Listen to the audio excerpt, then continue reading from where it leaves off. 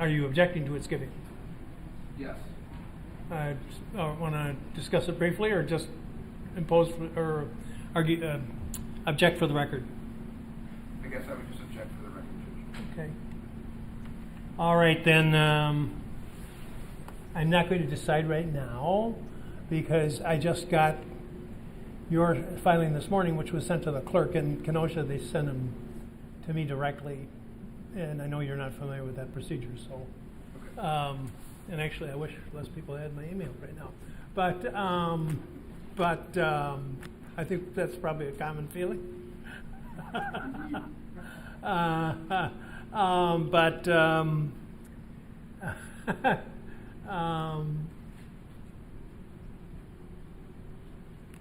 I will. What I plan to do is to send at some point tomorrow. I will send you what I expect to deliver as the final instructions and verdicts, and I would just given the evidence, I'll leave it at that. And then we probably will have what I hope will be a brief discussion on Monday about it, and at least you'll have.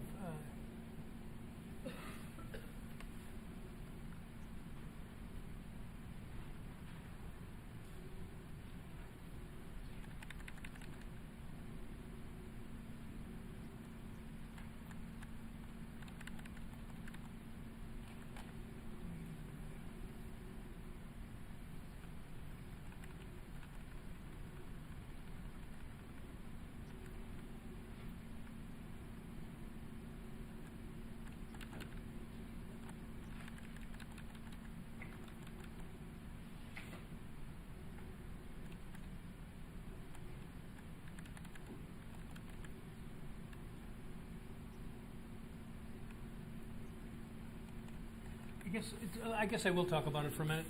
The difference between first and second degree, and you're asking that I submit second degree, and it's in the instruction itself on the bottom of. Well, I don't want to say bottom because I don't have them displayed as they would on the page, but on the instruction you've requested, which is 1022. Under the heading difference between first and second degree reckless homicide, it says the difference between first and second degree reckless homicide is that the first degree offense requires proof of one additional element, that the circumstances of the defendant's conduct showed utter disregard for human life. And of course the standard for submitting the lesser is that there's ground in the evidence to acquit on the greater and still convict on the lesser. Where's the absence of evidence of utter disregard for human life? Judge, there was a line of questioning on the cross-examination of the defendant in which Attorney Binger asked, I believe in regards to each person shot or shot at, except for that of Mr. McGinnis, I suppose, if the defendant, I can't remember the exact wording, but if he even cared if he killed the person alluded to. So I believe that the defendant denied that he said he had to shoot him. He denied that he did not care about their life. So I believe the jury could find, based on that line of questioning, as well as just the evidence in general, that the defendant did not have an utter disregard for human life, as he testified. He testified that he essentially had regard for human life because he felt he had to do it, and he didn't really want to kill anyone. Well, let's hear from the defense. Judge, element 3 is the circumstances of the conduct showed the utter disregard for human life. And in terms of the evidence in the case, I think the testimony was he didn't want to have to do it, but he did it to defend himself. So, as I said in our instructions, I don't think that there has been any evidence offered which would support the lesser included on count 1. So I would ask the court give 1020, which is the first-degree reckless homicide charge, along with the self-defense instruction, and that'd be that, because I think that's what the evidence shows. I'm going to do a colloquy with your client when we get done with all this. And don't let me forget, please. I've discussed it with him. Yeah, but I had to talk to him Right. personally. The instructions says, in determining whether the circumstances of the conduct, and that's a correct point, the conduct showed utter disregard for human life, consider these factors. What the defendant was doing, he was firing a gun into, let's see, this is count 1, so we're talking about Mr.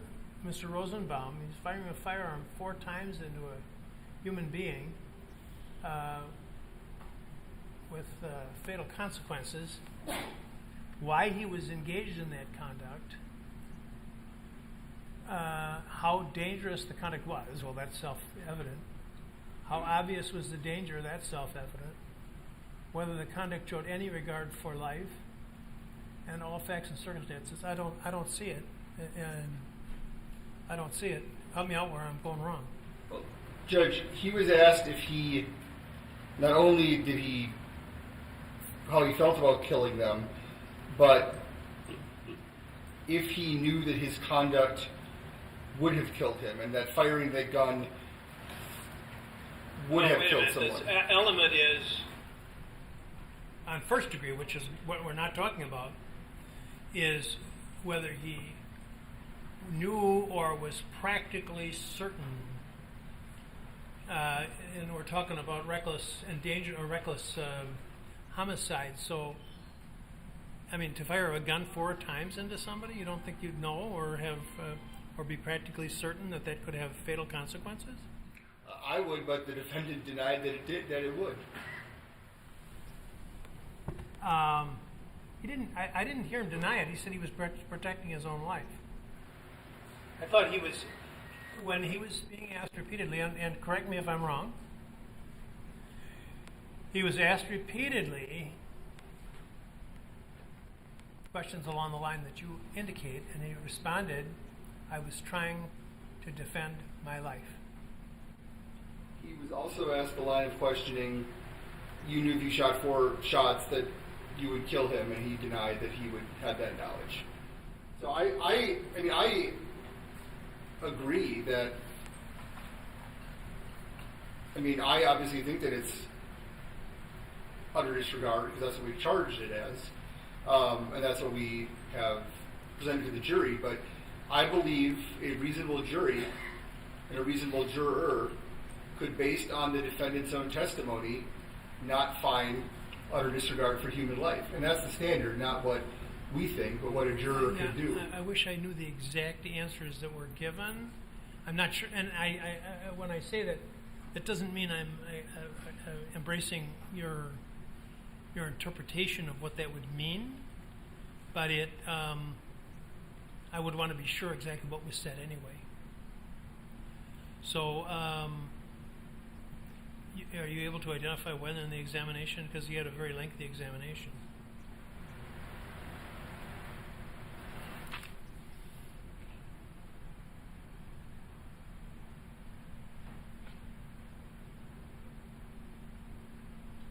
Check my notes.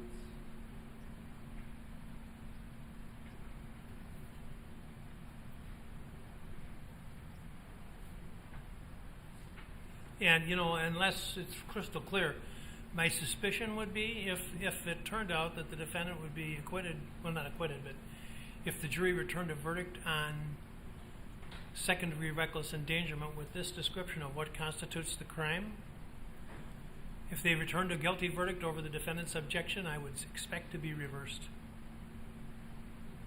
On second-degree reckless endangerment? Yes. Homicide, I'm sorry.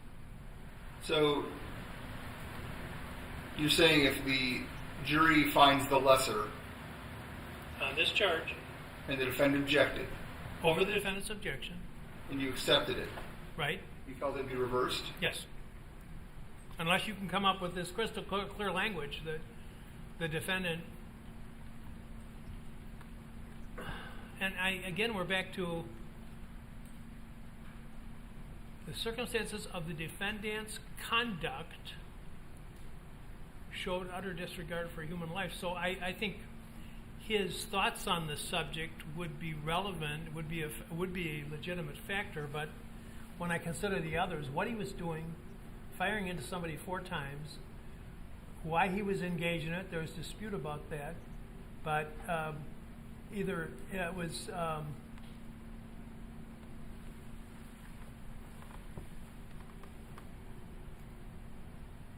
it would certainly be reckless under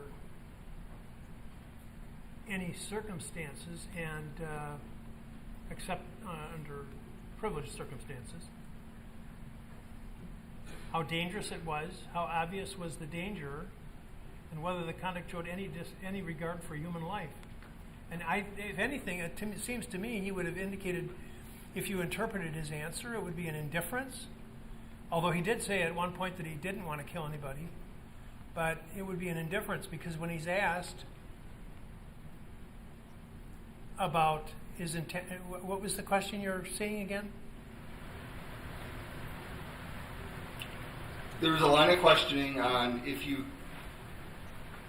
he cared about killing someone or cared in that regard. And there's a line of questioning is you knew that firing the gun could cause death, and I believe he denied or indicated he didn't know. I don't remember that. Did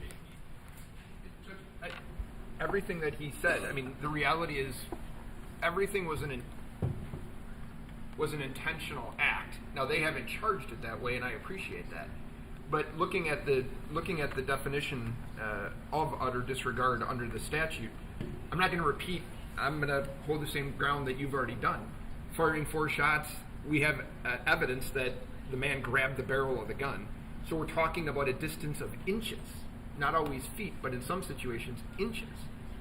It is the only logical conclusion would be that a person would believe that conduct, if they were convicted, would show an utter disregard for human life. If self-defense isn't accepted, there's no other reasonable conclusion that can be drawn from firing a gun somewhere between 1 and 4 feet, all the way down to inches, by the soot on his hand. So I think that's what the evidence showed, and I think that's really the only evidence regarding the utter disregard portion of the statute. So If the defense is willing to stipulate to the third element, then that's fine. We can go with that way. But it seems they're not arguing it. And if we want to go that way, then we can. Conversations with lawyers are always interesting. Okay.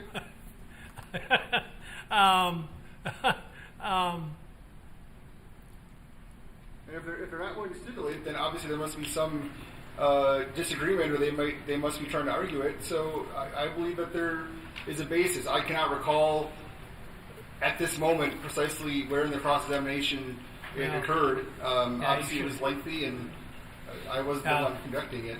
The examination, as I recollect it,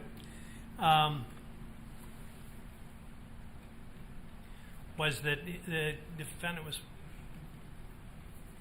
repeatedly asked about the question about his thoughts on the subject of the death or survival of the target, and invariably responded that he was trying to defend himself and that he'd be killed if he didn't. And if anything, I would interpret it as an indifference towards the outcome with respect to the target, which is not identical to utter disregard. Right. Right. So if he's indicating he has an indifference, that would be second-degree reckless homicide. No, it would be one factor, and I don't, even if I granted what, I just don't think it's appropriate. And I'll repeat my statement.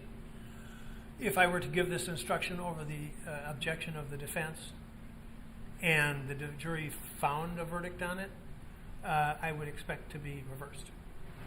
Well, are we in agreement that element 3 is present? Well, don't ask me. I'm not in a position to agree to anything. I'm not going to give that instruction. Or submit that verdict. 1345 and 1347. Second-degree reckless endangerment.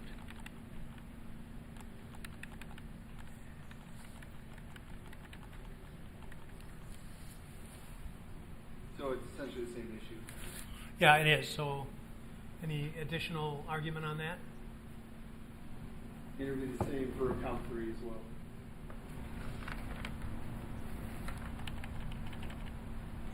Well, counsel raised a good point to me that he claims he didn't even know Mr. McGinnis was there. So he's firing a weapon he admits does not know the capabilities of. He admits he doesn't know how the bullets can react, that he did not know a full metal jacket could pass through his target, and he's really showing utter disregard for anyone in the line of fire as he fires 4 shots, including Mr. McGinnis. There's also bystanders. There's a house directly behind Mr. McGinnis. So I believe in firing 4 shots in a somewhat, I would say, wild manner. He is showing that there could be an argument that he says he didn't. I believe again that it's utter disregard, but a jury could find, because he did not know Mr. McGinnis was there, that he was not showing utter disregard for Mr. McGinnis's life, and that the second degree endangerment would be more appropriate. Defense? Just give me 1 second here, Judge.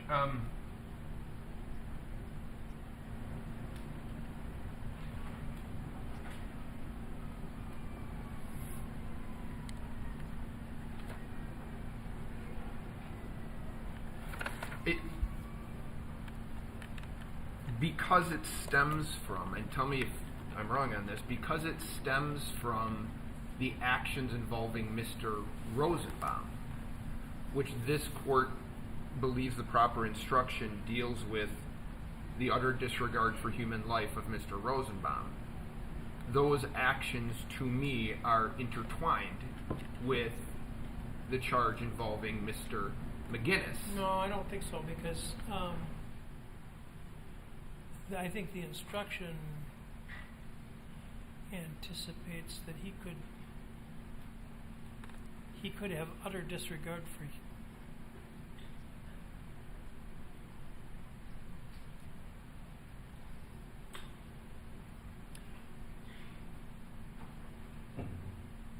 He could have utter disregard for the life of Mr.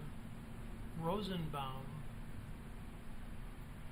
but still be sufficiently aware to realize the risk to Mr.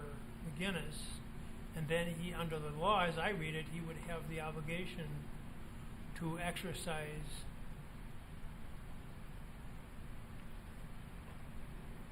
his conduct in such a way as to minimize the risk to Mr.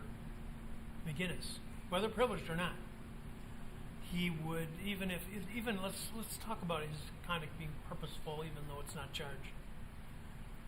If he intended to kill Mr. Rosenbaum, and whether he was justified in that or not, he's still required to execute his intentions in a way with the minimal, or to minimize the risk to Mr. McGinnis. So and that's a jury determination, I'm not suggesting I would want to be in that position, who would, but he would have to decide, well, I've got to kill this guy, but I've got to do it in such a way that I don't hit anybody else. That's really what the jury's being asked to determine. And there are instances that you could imagine where the person actually would have freedom of choice and a conviction could be appropriate. One might not expect that to happen under most self-defense circumstances, but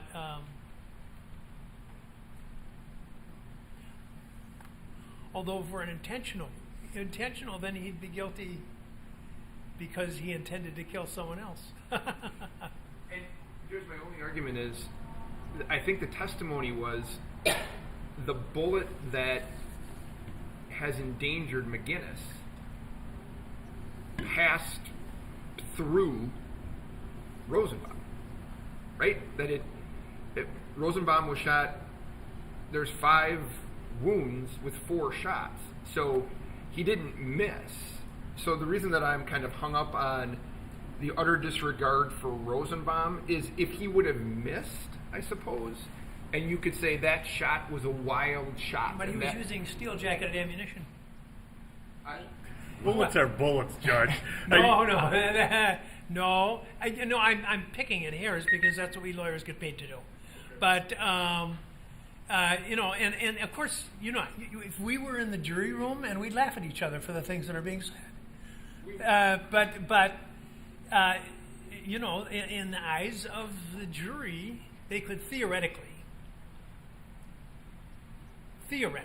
like how many angels fit on the head of a pin, they could theoretically think, well, it does make a difference because he wasn't using expanding ammunition. He was using a full metal jacket, and he should have foreseen that it might have gone through and that it would endanger someone else.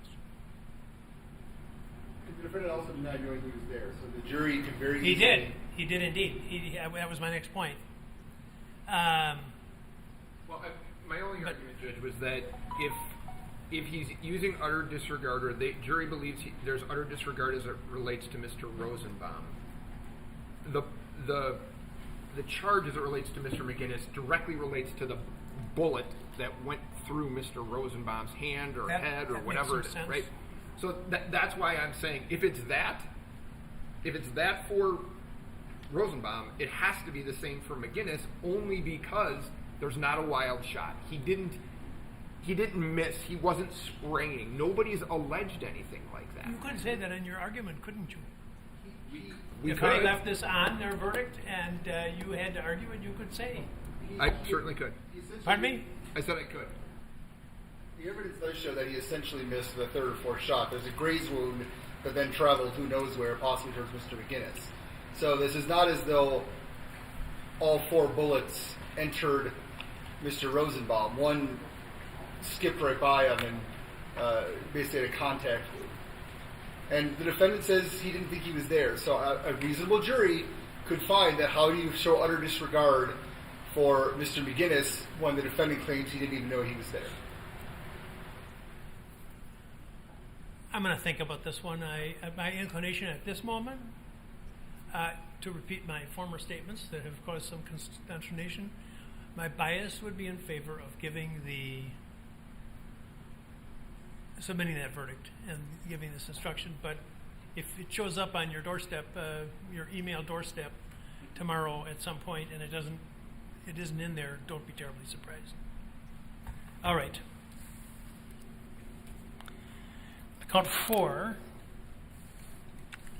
So count 3, it's essentially the same issue, except obviously this time the defendant knew he was there. I'll essentially my arguments that I believe firing 2 shots, missing, a reasonable jury could find that he was not showing utter disregard. He only fired twice instead of 4 times. He did not fire into the individual after already striking him twice, as he did with Mr. Rosenbaum. He did not continue to fire.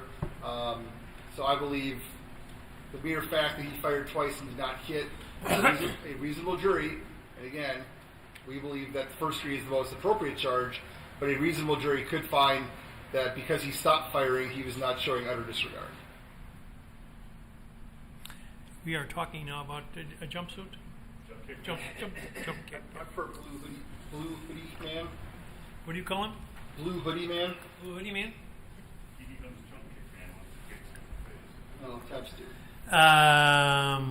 Did you want to respond? Yeah. It's the first time I've ever heard that missing someone when you're firing from point blank range means that you're not showing an utter disregard for human life. So he fires Judge, he's on top of him when he kicks him in the face, and you saw the shots.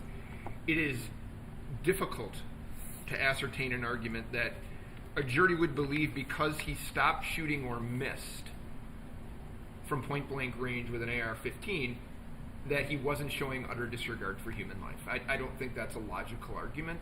I think the appropriate instruction is 1345. They're either going to accept that it was self-defense in that or they're not. But to say point-blank range, 2 shots on a man jumping on you, yeah, that might not show an utter disregard for human life because either he missed or he stopped.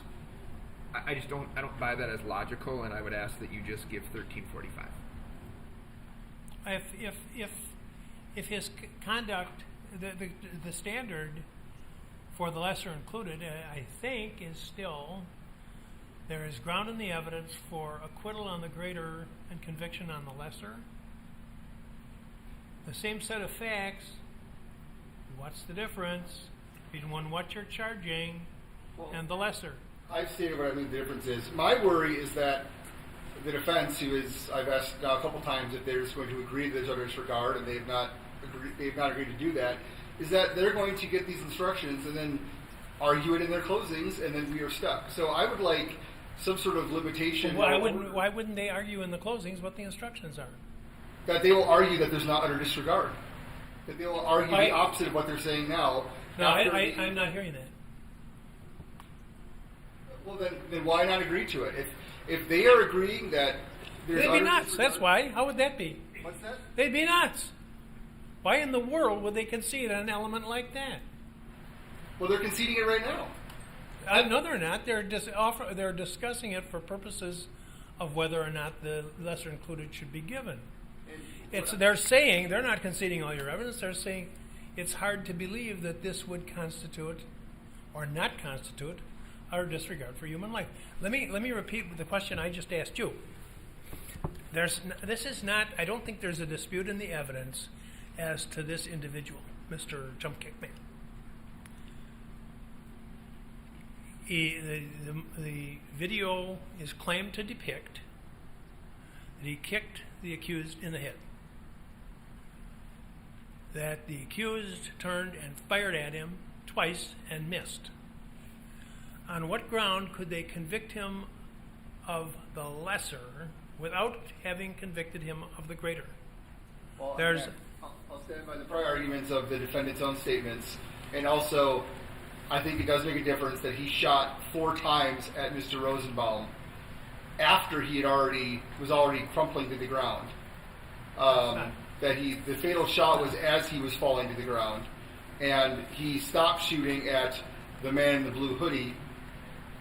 And again, I think the first degree is the appropriate charge, but I think a reasonable jury can say, why did he stop firing? Why didn't he, fire at him as he went away? I feared he might come back and run at him. So I believe a reasonable jury could find that. And frankly, if the defense in their closing argument tries to quibble with the utter disregard, I don't know if there's precedent for it, but I think we're going to ask for lesser includeds after that, because we're going to ask for lesser includeds after that. If they're admitting here that there's no way a reasonable jury could find otherwise,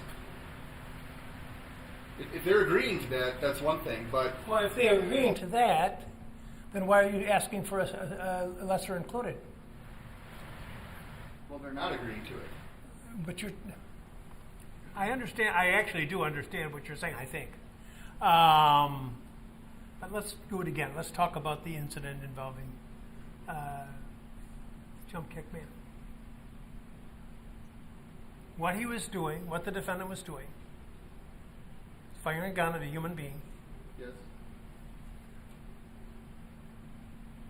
He hasn't alleged that he wasn't firing at him. He wasn't saying I was just trying to scare him off with a couple of shots across his bow. He didn't say that. Why he was engaged in it, and he's given his reasons, and I don't think the state disputes them. He was doing it to prevent the man from attacking him, and the state says the man had the right to attack him, and the defense said he didn't. Either way, he was doing it for what he was doing. It was purposeful. How dangerous was the conduct? Well, the defense is not disputing it wasn't dangerous behavior. I don't think they're going to argue that. How obvious was the danger? The defendant denied that it was obviously dangerous. He said he did not know if it was going to kill him. He did not know that he denied knowing or that his bullets were more dangerous than other types of bullets. He denied knowing that his gun was more powerful than other guns. So again, I think the evidence most. I don't think that is exactly what was stated. For example, the discussion about what kind of guns are more powerful. That wasn't actually it. I was kind of intrigued about it because it was a close contact, and the suggestion was being made by the questioner, Mr. Binger, that the rifle is because it's a more powerful weapon was more dangerous or something to that effect. And of course, in a close contact situation like that, it may be that the pistol is a much more desirable weapon.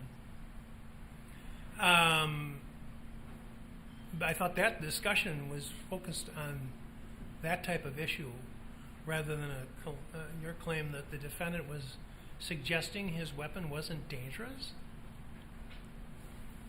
That it wasn't obvious? The danger wasn't obvious?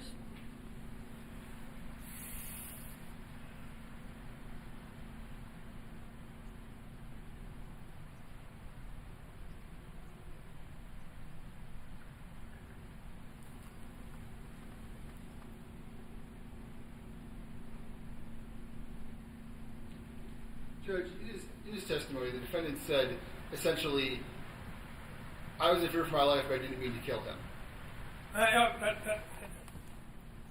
Is that what he said, or did he, when he was asked, did he mean to kill him, he said, I was just trying to defend my life, or words to that effect? He said, I did not want to kill them. Did he? I don't remember. Mr. Binger says yes. Mr. Krause says yes. He said, I think that's fair. At some point or another, he did say he didn't want to kill anybody. That's true. Anybody that night. But that's not the element. If we're a first degree, then that'd be another matter. This is reckless endangerment. We're talking about the defendant's mind and if he had utter disregard. No, we're talking about how obvious was the danger. We agree. The state Under their evidence is shown utter disregard. What we're fighting about is that it's not. I'm still struggling with what is the basis upon which the jury could acquit of the greater and convict of the lesser, because that's the standard. If they believe the defendant, they have a basis for the lesser included. There is a basis. If they accept the defendant's testimony, I didn't want to kill anyone? That I didn't want to kill anyone, that he bought the gun because it was That cool. would be that. I might even buy into that. I might. Except that that would be if we were talking about a charge of count.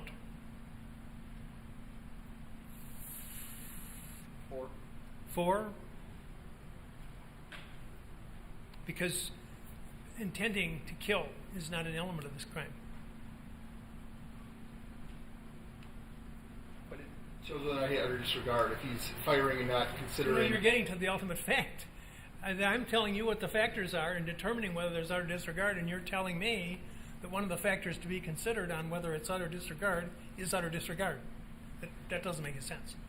Well, like I said, I believe the defendant's testimony gives a reasonable jury a basis to find a second degree. I don't. So I will not give that instruction. Or submit that verdict.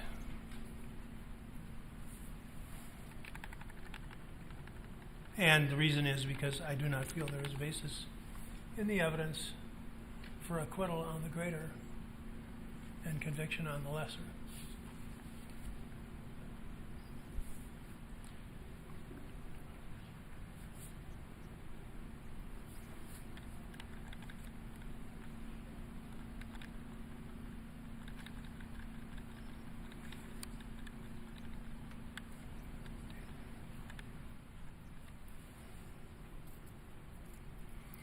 Count 4, number 2.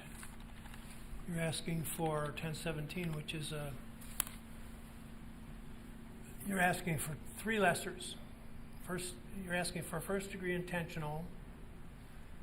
You're asking for second degree intentional, or first degree reckless, or second degree reckless. Yes. So, now give me the bases for acquittal on each of the greater crimes and conviction of the lesser. Well, with first degree intentional homicide, obviously there's a self-defense. The jury can find imperfect self-defense and find second degree intentional homicide, that if he did not reasonably believe the force, if it was not reasonable for the amount of force used. The defendant, again, while testifying, said he did not mean to kill Mr. Huber.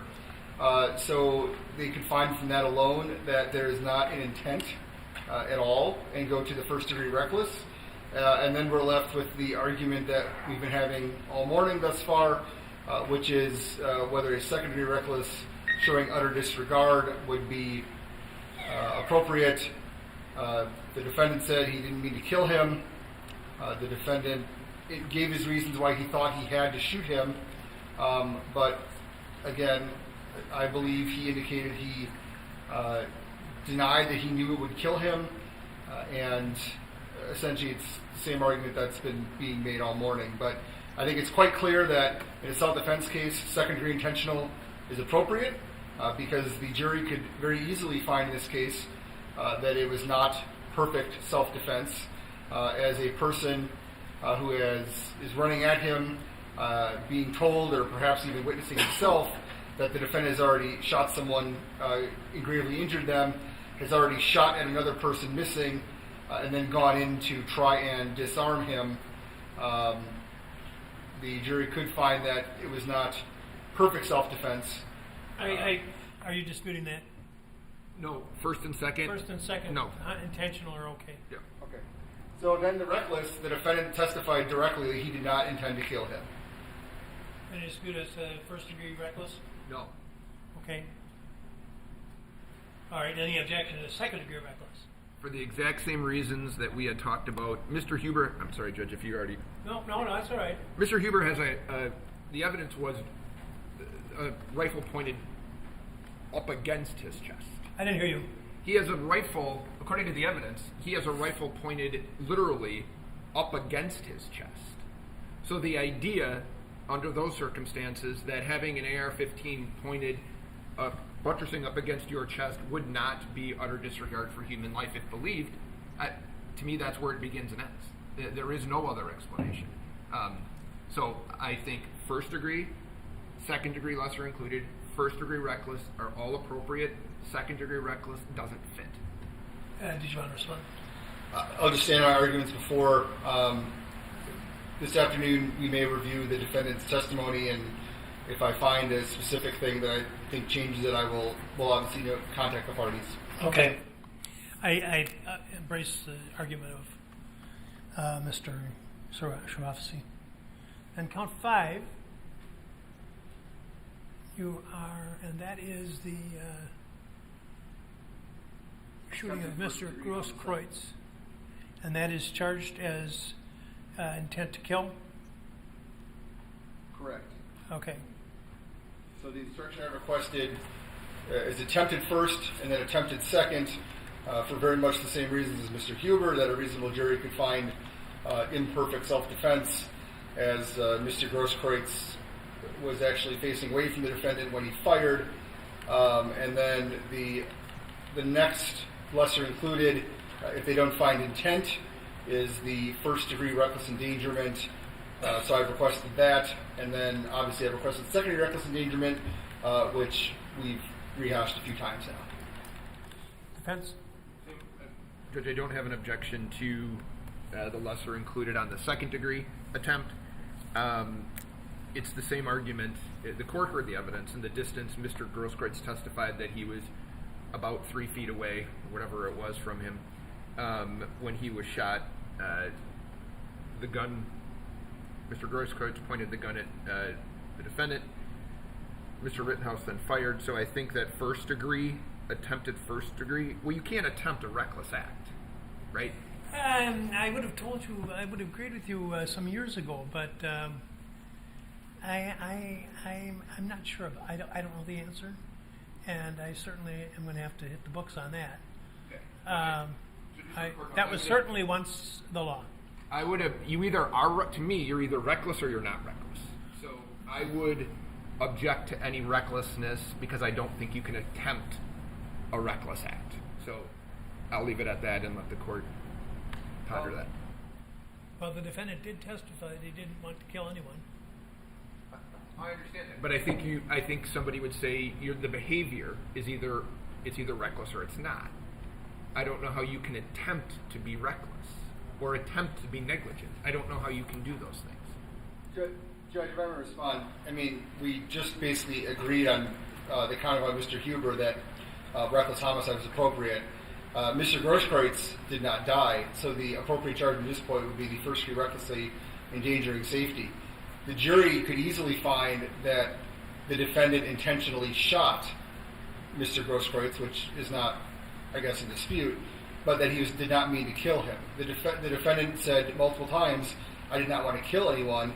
The jury could also find that shooting someone in the arm, if they find that was where the defendant was aiming, would not be intent to kill, but it would be recklessly endangering his safety.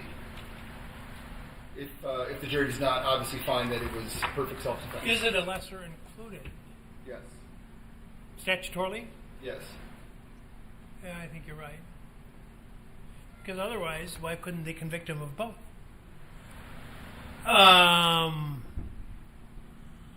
But why get into a discussion we don't need to resolve? We'll do it later. Okay. I don't know. I'm going to think about this one. I'm inclined to agree with Mr. Kraus.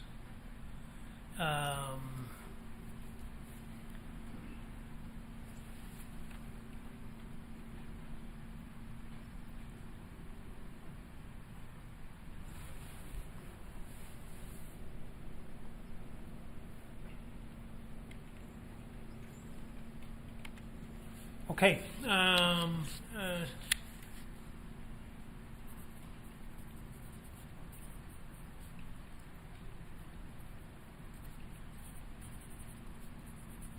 count 6, we are not requesting any recklessly endangering safety charges, so we can skip that argument. Bless your soul. Now, the defense has submitted, and I don't think you submitted anything standard, except the standard on that. Our position is they never raised the affirmative defense. So that's why we didn't do it. At the trial. Correct. Let's see.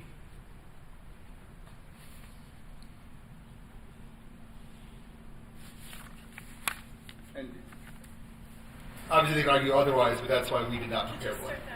Obviously they can argue otherwise, but that's why we did not prepare one.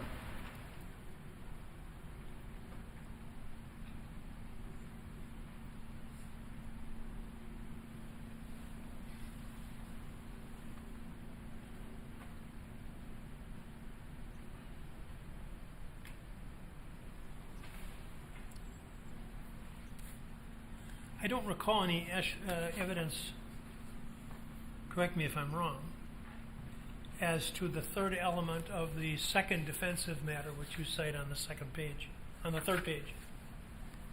Item number 3 on the third page. I don't recall that evidence. I would agree there was no evidence that he... Then how can I give that instruction?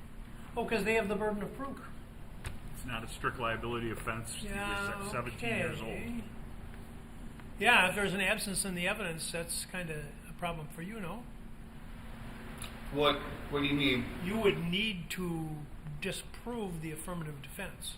We don't believe it was ever raised. They never gave any evidence as to barrel length or that it Oh yes, raised there the was. barrel length. There was definitely barrel length evidence.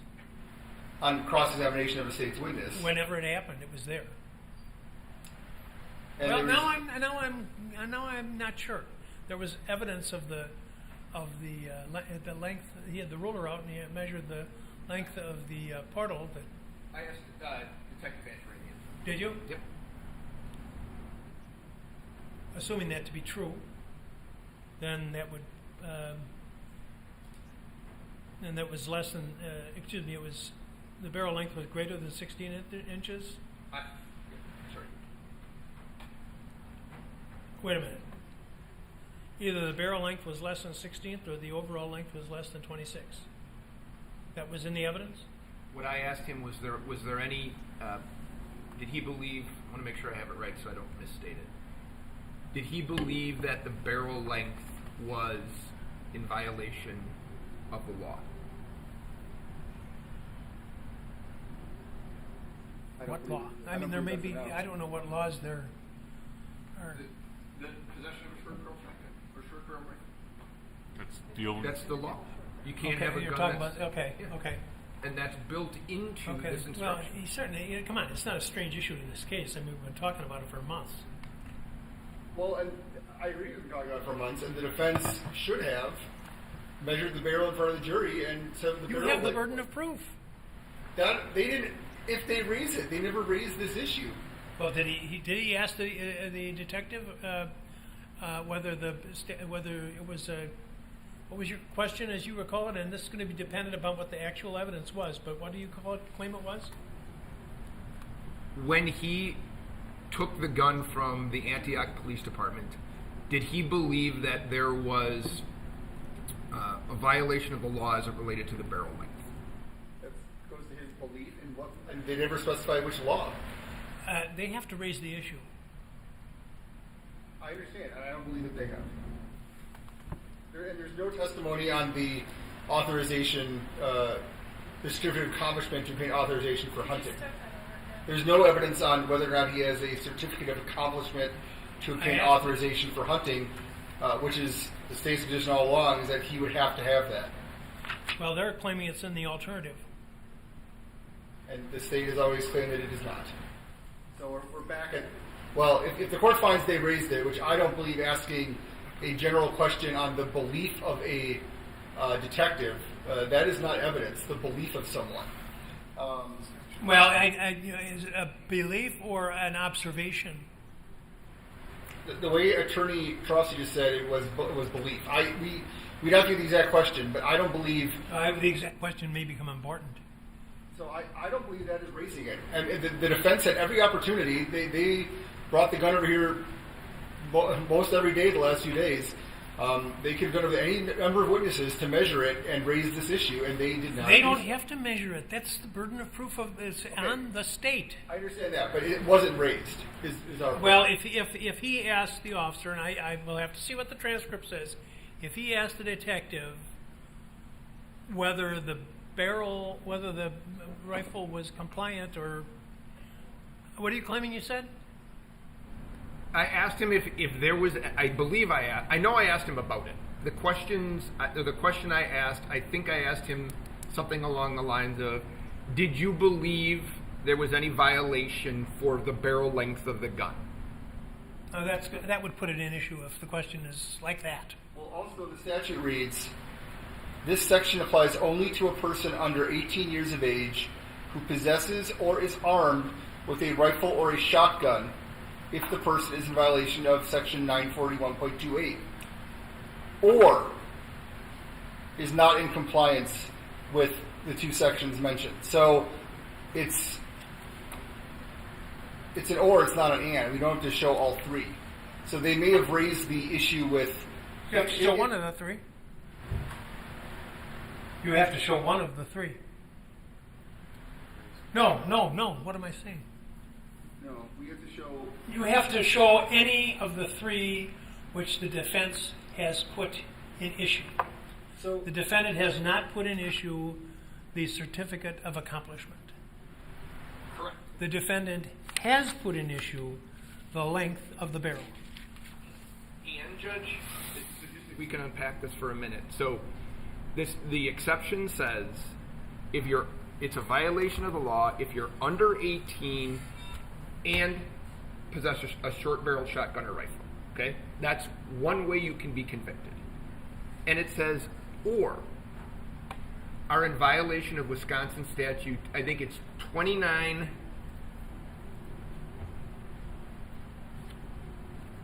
29304. 29304 only applies to people 16 years of age or under. Right. There's been testimony that he's 17. No. Okay? So I've conceded, because he has to be in violation of both 29304 and 29593. I concede he's in violation of 29593. However, 29304, he's 17. It doesn't apply to him. It can't apply to him because of his age. We put in his age and we put in the barrel. That covers the first exception, and then it goes to or, and it covers the second exception as well. I provided the court, and I'm not rehashing it, that you had denied the motion for reconsideration. This statute doesn't apply to 16 and 17-year-olds, period. The legislative history that I provided to the court, it says it in black and white. Well, I ruled as I did because the motion to dismiss attacks the complaint. Understood. And the complaint was adequately pled under the law. That was not an endorsement of the state's position on the case. And to use a trite expression, the rubber hits the road here at the trial. So now you have to prove everything that the statute requires. And do you dispute the fact that you need to prove that the defendant was under 18 at the time of the incident? You don't. That's not in dispute. That he's under 18, yes. And that the barrel length was less than that allowed by law, or was not within the range permitted by law. We don't have to prove that. You don't have to prove that. But it's or. I mean, there's no real. Our argument is that they did not raise it. I don't think it's really a disputed fact, but we believe they did not properly raise this first part of the exception. The second part of the exception, they've conceded 29.5. Go ahead. I'm sorry. They've conceded the 29.593 portion. He did not have a hunting certificate. So then we go to 29304, and if it is allowed that simply being 17, he is in compliance with that, it swallows the whole statute, and the statute makes no sense. So if the statute makes no sense, you're out of luck. Well, if the statute is valid, it's clear as day that it says a person under 18 clear years as of age. day. I would not say that about this law. Well, I would maybe not say that about the exception, but the actual law, 2A, is quite clear. Sure. Any person under 18 years of age who possesses or goes Well, armed that's with a not the whole dangerous weapon. statute. That's not the whole statute. Our position is that he is not in compliance with 29.304 and 29.593. And I know that this was scoffed at when I mentioned it before, but 16 and 17-year-olds can hunt alone in this state if they have the correct certificate. Okay. Under 16 cannot, and that is what 29.304 is addressing. This statute is addressing hunting. No, the basic law is that the rubric is not part of the statute. The rubric? The title.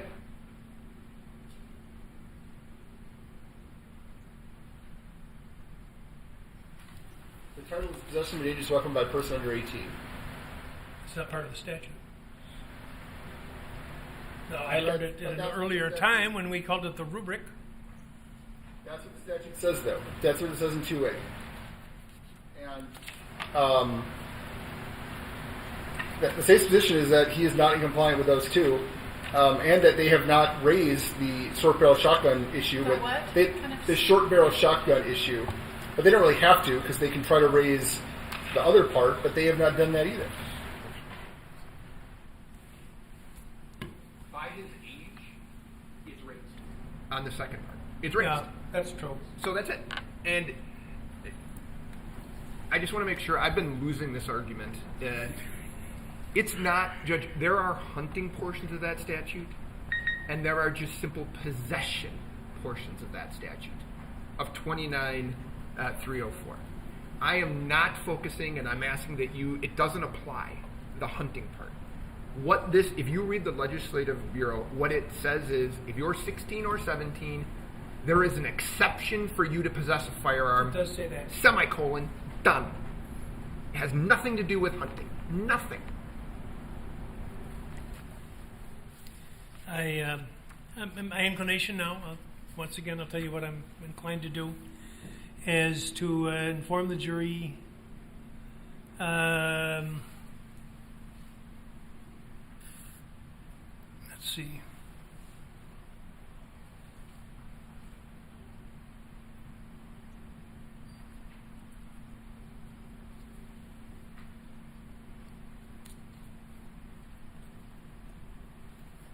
Judge, may I respond to Attorney Sharpsey? Yes. Legislative history only becomes an issue when there's ambiguity. There's no ambiguity in 2A. It is very clear that 18-year-olds are not to possess dangerous weapons. So you interpret the statute in a way that makes sense. And the way that it makes sense is that simply because he's 17 does not automatically negate 2A. Well, I raised it earlier in the case, and it hasn't enjoyed a lot of discussion, and maybe I'm off the wall. I don't think so. The penal laws are construed strictly. Vague laws are...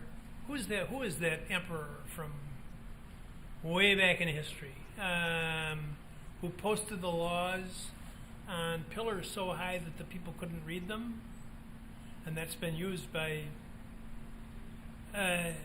lawyers and judges for centuries about the requirement that people be given knowledge of what the law provides. And the basic law, and it's chipped away a lot of times with the appellate court decisions that are made on the subject of efforts to preserve the statutes, because some of them are quite messy. And that's not a criticism, that's a reality that judges have to deal with periodically. Most of the statutes are easily enough worked with. But the basic rule is that the ordinary people should be able to understand what their laws are, so they know what conduct is allowed and what isn't. And I've been wrestling with this, and now I know that there's a lot brighter judges in this world than me, but I've been wrestling with this statute for, I'd hate to count the hours that I've put into it. I'm still trying to figure out what it says, what is prohibited. Now, I have the good fortune of having some experience and a legal education. How is the ordinary citizen supposed to acquaint herself with what this law says? Judge, there's testimony that the defendant, Mr. Black's stepfather, the defendant's mother, all knew he could not legally possess this gun. That's why he was kept up here. That's why Mr. Black bought it. This 2A is very clear. For interpreting a penal statute? I'm sorry? Is that the standard by which the judges interpret a penal statute? You just said it should be clear to normal everyday people, and it was clear to these normal everyday people. Because it's very clear that under 18 cannot possess a dangerous weapon. They don't know the law. And he can't necessarily possess the gun in Illinois. We're talking about Wisconsin, and we're talking about the law, not what Dominic Black's father might think. Obviously, we're responding to your... Well, but the point is, if they put a sign out here, don't jaywalk over to the other side of the street. And that's a bad example because we know jaywalking is unlawful. Supposing they put a sign out there that said, don't use your cell phone while crossing the street. Now, if they adopt a law that says that, and people are, not, as I told the jury before, ignorance of the criminal law is not an excuse, so people are charged to know that, unless it's written on the top of a pillar so high people can't see. People, if they're given legal notice, that's why they publish them in the newspaper. If people are given a legal notice of what's unlawful, then they can conform their conduct to the requirements of the law. If they don't know what the law is, then they're just herded into obedience of certain standards. Now, I don't know if that's the case with Dominic Black's stepfather or father or whatever it was, or the defendant's father or whatever. Whether they studied the law, they were familiar with what it says, or they were just afraid to break the law because they heard somewhere along the line that it was unlawful. Well, I'm not allowed to do that. I'm not allowed to say, well, they should have guessed right. I can tell you I've put many hours into it, so have you. And how are ordinary people not supposed to know what they should be afraid might be against the law? How are ordinary people supposed to know what's against the law? Because 2A is very clear. I wish it were to me. I'm going to my intention is to instruct on what he's submitted, without page numbers, I might add. Looks like the third page that starts statutory definition of crime, and down to where it says or. So it'll be exception, the state must prove, etc. Then number 1, the defendant was under 18. Number 2, and that the dangerous weapon was either a rifle, etc.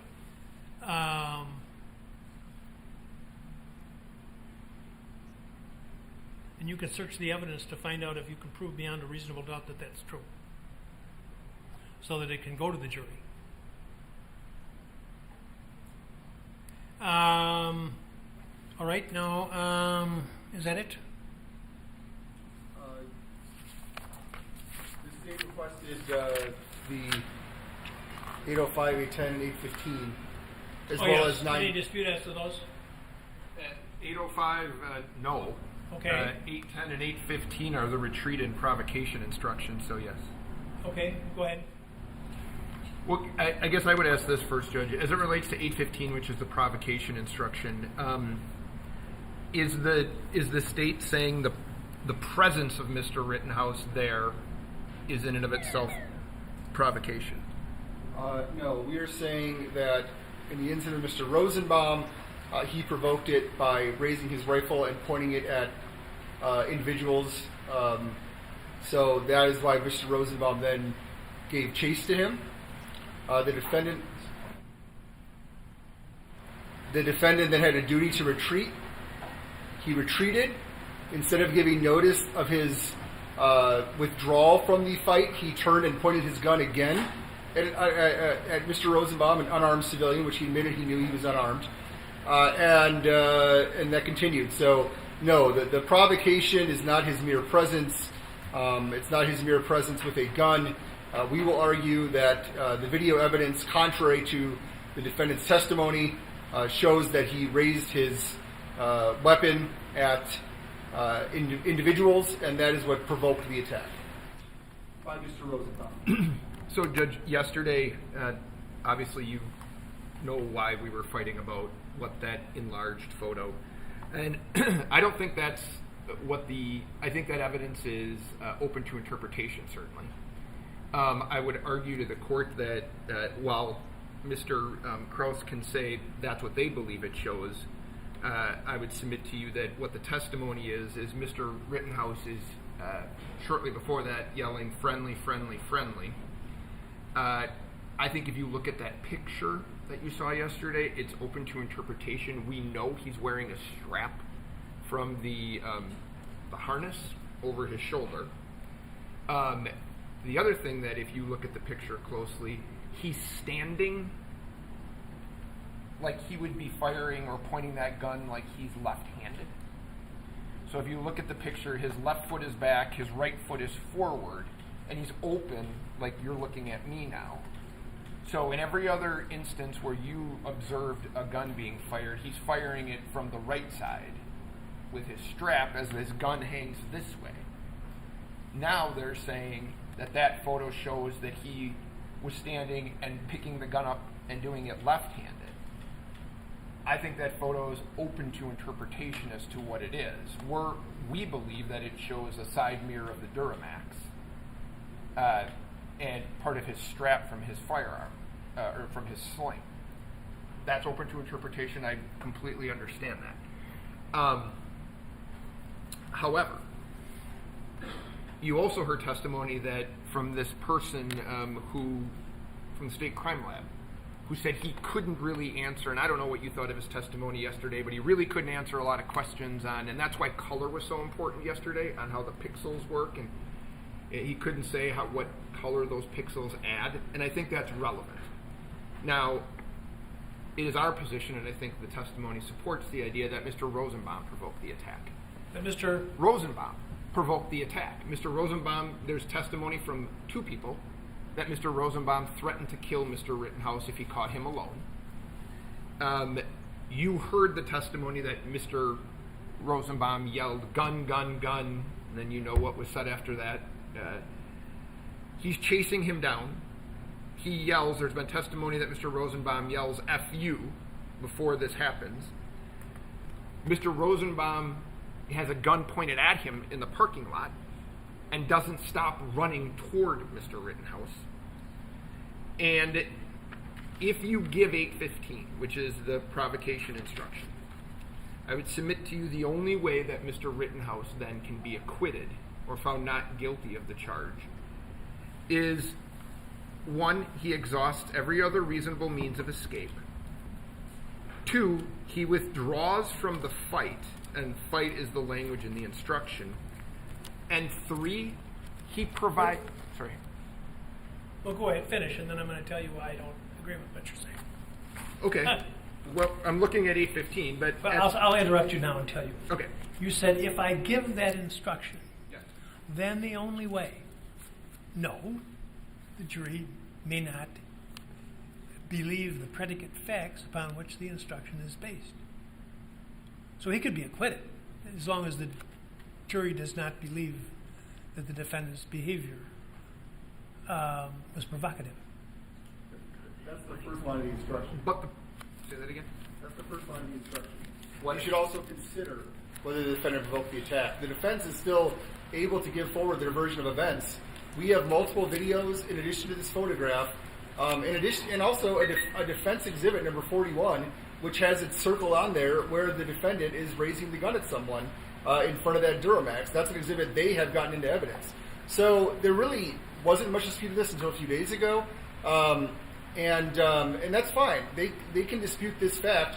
We believe it's very clear on video that the picture itself is just one little portion, but on that drone video, both the full version and the somewhat zoomed-in version that has been provided, it's very clear. I saw it on my television at home immediately upon watching it. So that's our argument, is that he provoked it by doing that. Now, as the court has pointed out, this is not forcing the jury that there's it's not forcing their hand. They don't have to find provocation. You should also consider whether the defendant provoked the attack. And that is a consideration, and that is a point of contention in this case. And I believe it's an appropriate instruction for both incidents. Judge, the last I thing, interrupted you. No, that's okay. The last thing that I was going to say is it would also require that he give Mr. Rosenbaum adequate notice that he is withdrawing from the fight or the attack. I think under those circumstances that's impossible to do. But more importantly, I have found a case, it's from Kenosha, on provocation and what that means in terms of a self-defense. That is State versus, and I'll just spell it, it's Boughnet. Can you spell one more time, please? Boughnet. It's at 97 West 2nd, 687. And in that case, there was a gentleman in a diner, and people walked into the diner, and he started to harass them. He tried to grab the women, harassing the women, verbally accosting people, and one of the men that the women were with came over and said, "You need to apologize." The defendant said, "Let's go outside." So they go outside. The defendant ends up going to his car, picking up a shotgun and shooting the man in the face. And the argument was, did he provoke this? Now, there was testimony to everything that I just told you. Did he provoke that by starting the fight, sexually harassing the women, using the language he used, and then ask the guy to come outside? And the court said he did. So the provocation instruction is clearly appropriate.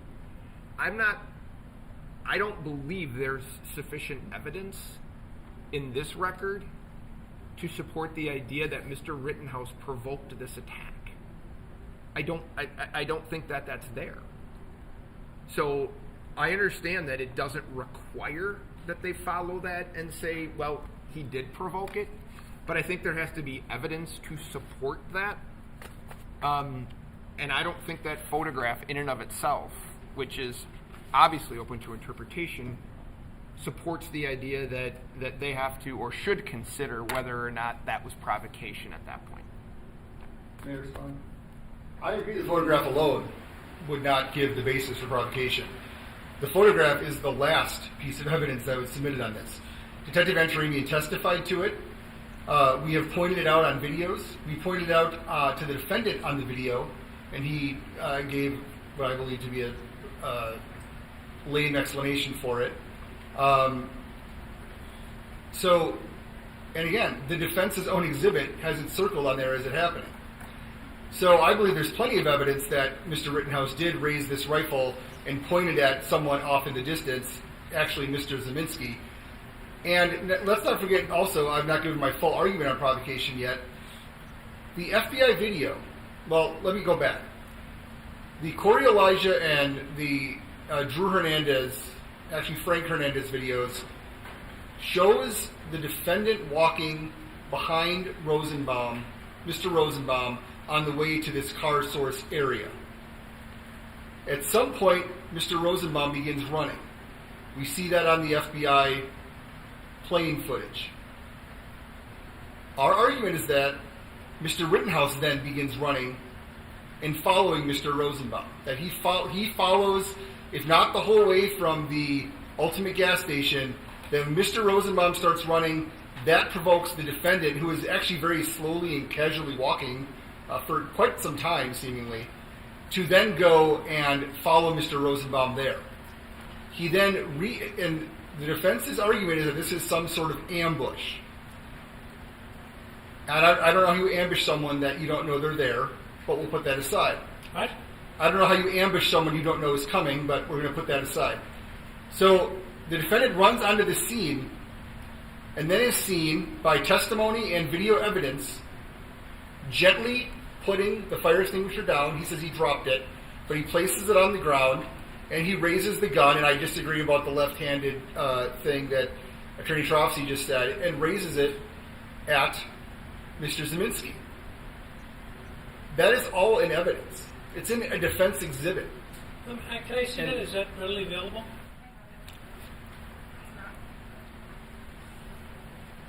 Bear with me 1 second.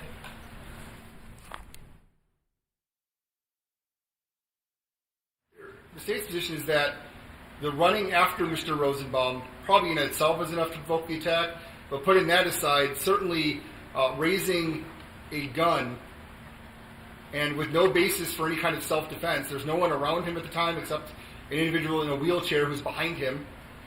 He raises his gun, I would guess, because he thinks there's vandalism going on, but we don't know that because the defendant denied that he did it. And then Mr. Rosenbaum approaches, he somewhat drops the weapon, he keeps two hands on it, and then he has a duty to retreat at that point under provocation, and then he runs. I understand why this instruction is problematic for the defense and for their version of events, but that does not change the fact that pointing a gun, which is in the evidence, is provocation. The defense is able to get this. Well, wait a minute now.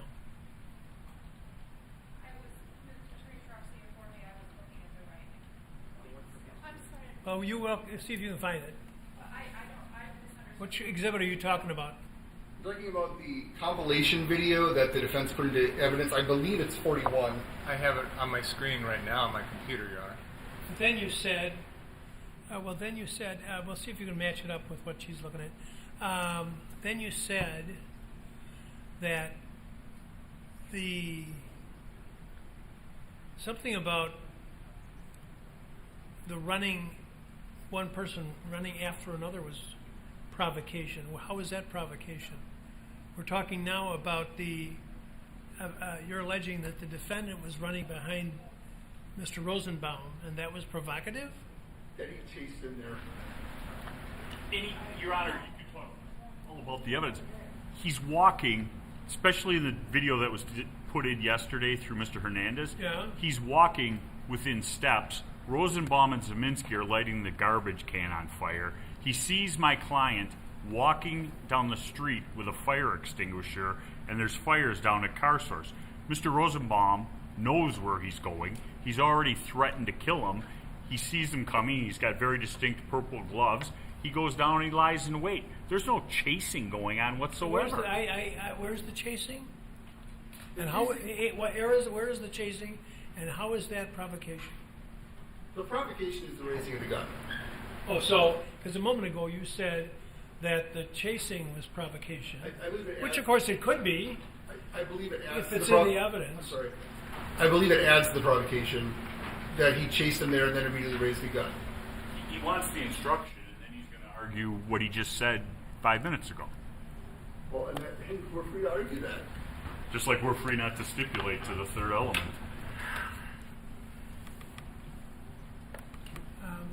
What am I looking at?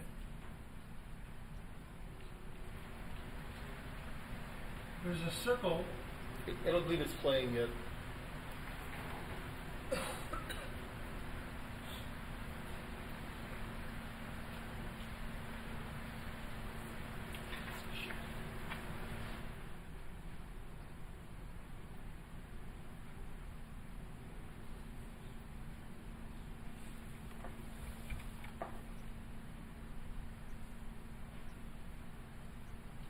Show me with the pointer what you're talking about. I'm just pointing out that it indicates he's pointing a weapon. Huh? I'm just pointing out that this defense exhibit indicates he's pointing a weapon. We have much clearer video showing this. And it still has Rosenbaum behind Rittenhouse, if that's Rittenhouse.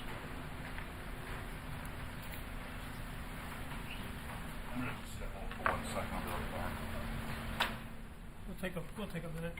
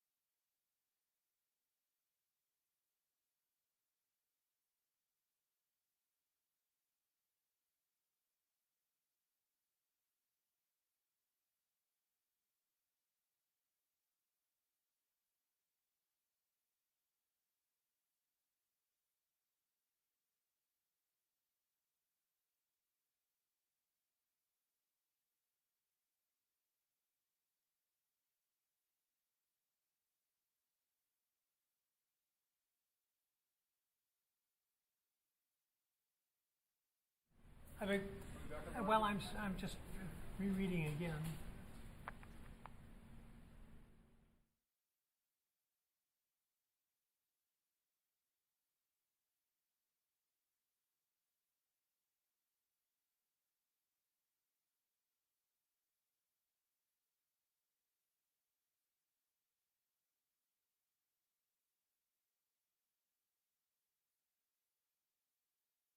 Struggling with a couple of things. Number one, and then of course I haven't seen all the photographs you're relying on, but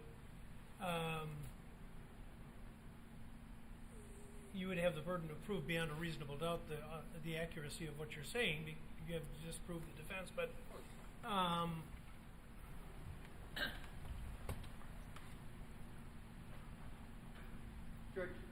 yeah. The defense. Are we back on? Go ahead. The defense's position is that Rosenbaum was yelling "gun, gun, gun." Why do you think he was yelling "gun, gun, gun"? Because Mr. Rittenhouse had a gun. Now, I mean, Go ahead. I'm not trying to interrupt you. yeah, the court is exactly right. We would have to prove this. We have testimony, video, and photographic evidence of this occurring. It is our burden to prove it. I agree.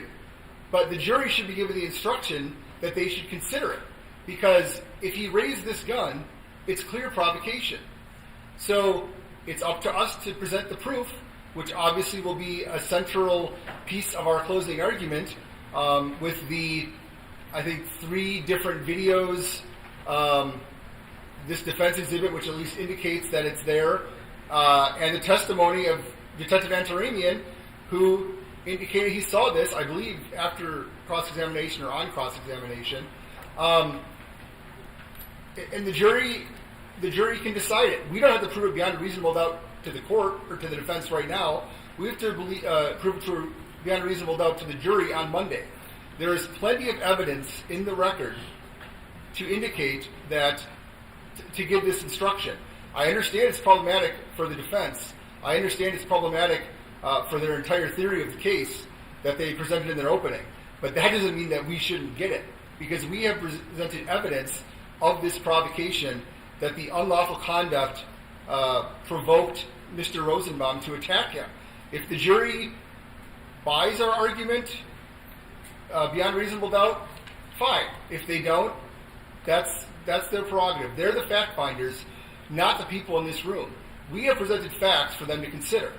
They should be given the opportunity to consider those facts in this light. Judge, I don't think that photograph, maybe I'm wrong, shows anything. Well, that's for the jury, though. I understand, but they're asking out of that photograph to give a provocation instruction. No.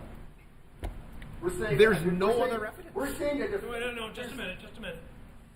There's no other evidence. We've talked about the chase thing, right? But every other thing that's come up about what Detective Antaramian said, what anybody else has said, comes from that photograph.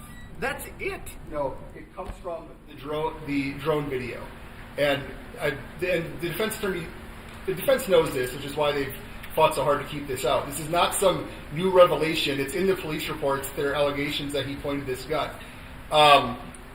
This is only to demonstrate that a defense exhibit indicates it. We're not using this to prove it. We're using it to show that even the defense exhibit indicates that this is there. We have testimony. We have video evidence. We have, I believe, photographic evidence that helps. But to say that we're basing it on a blurry photograph is completely dishonest. They've seen this video and they know what's on it, and they know it is problematic for their defense. I can't rely on what you think they think. I understand. I'll change my argument. But the simple argument is there's plenty of evidence that the state has provided that he raised his gun. It was a known part of the discovery in this case. We should be able to argue that, and we would argue provocation, so the jury should consider it. And they clearly, as they've pointed out in their evidence and their opening and their argument today, they can rebut that and indicate we have not proven it. And that's up to the jury. That is not up to us. So I believe we should give the instruction is appropriate. It's add the following when supported by the evidence, and it is supported by the evidence. You know,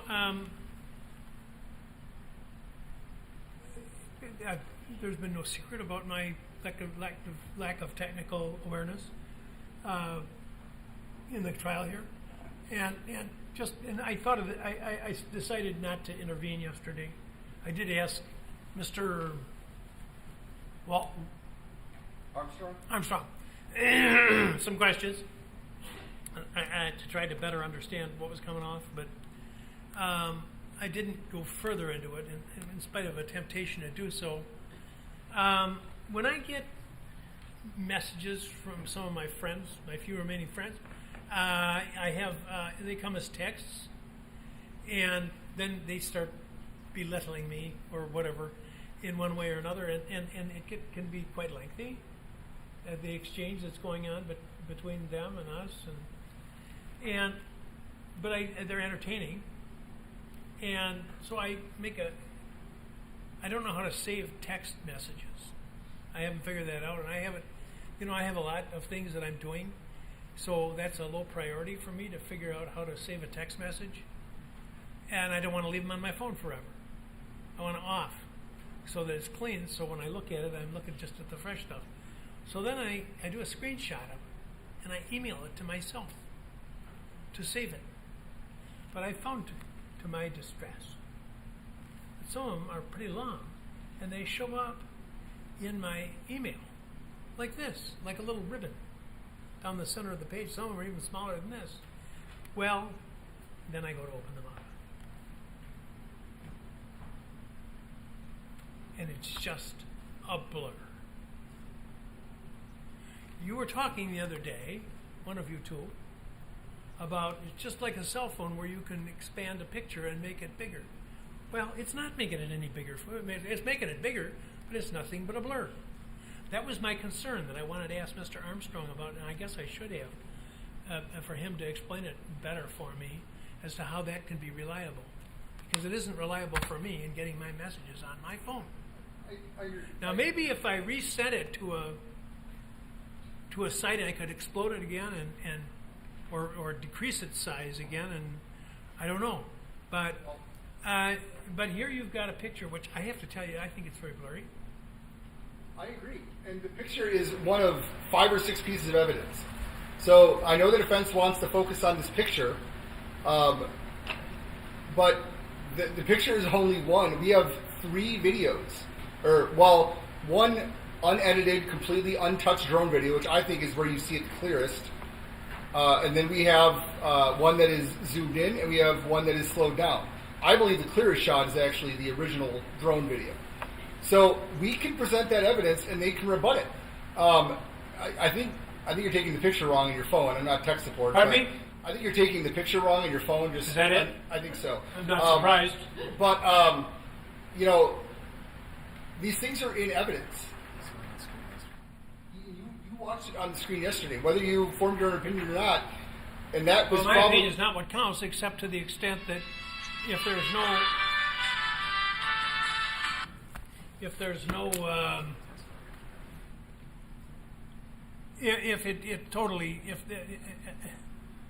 it's just totally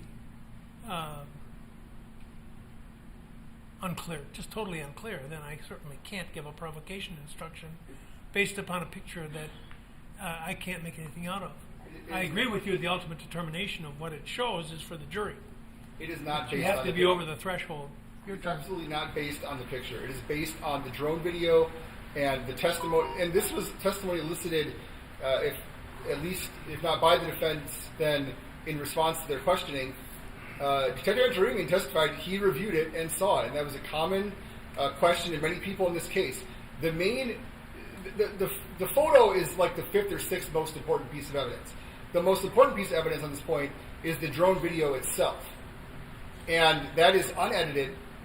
There are some edited copies as well that are helpful, but to focus on this photograph, that was almost an afterthought simply because we didn't get it till the day before, and we figured it may be helpful at some point.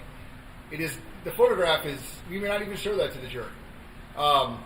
It is based on the drone video and the testimony of Detective Antaremian. It is in the record.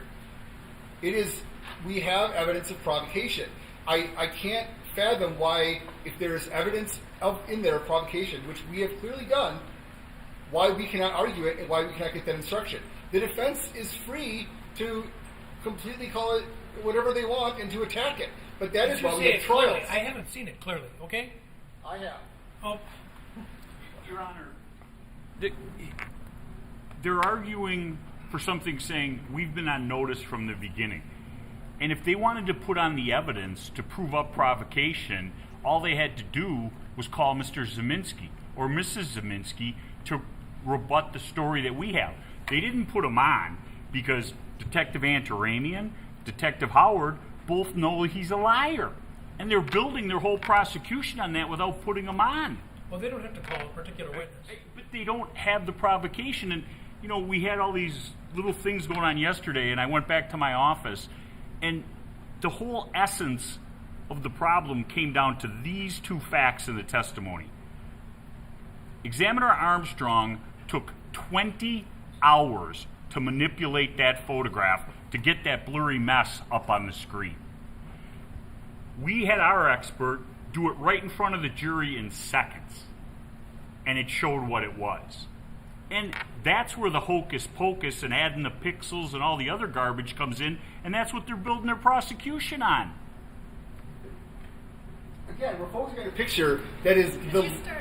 Again, we're focusing on a picture that I've said repeatedly now is the least. The least. Well, show me the best convincing. one. What? Show me the best one.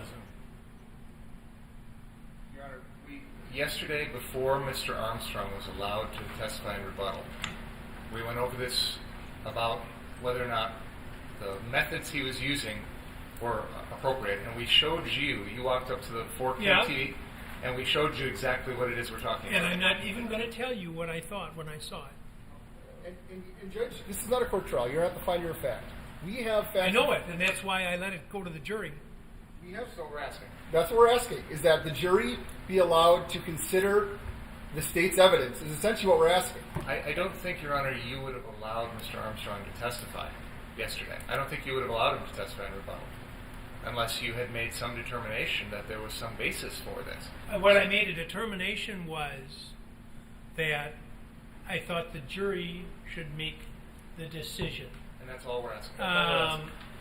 So that's your best picture, the one I saw over there? No. Where's the best picture, please? That we'll show it to the finder of fact. You're asking me to give an instruction. I want to see the best picture. It's the. We need to get Mr. Stute over here, I think. We need it on the big TVs. You need it on the big TV?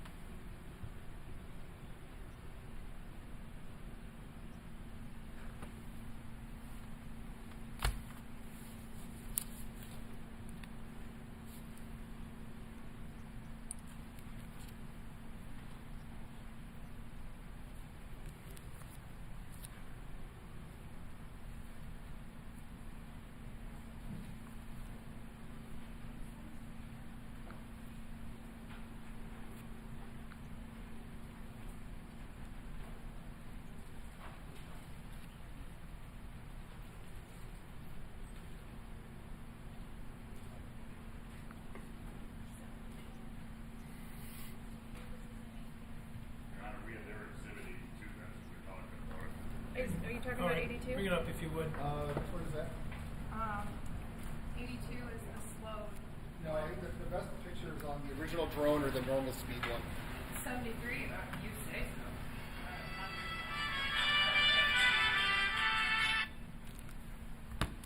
Judge, I think using the defense, we've got the exhibits on our one of our laptops that I think Mr. Stute has. I've texted him to come on over, but I think Ms. Wisco is graciously going to be able to play them for you. I would recommend watching them on the 4K TV. I think that's the best way to see them. So we can set that up. There is the full drone footage. There is the slowed down drone footage. And then, of course, we have the photographs that Mr. Armstrong had yesterday.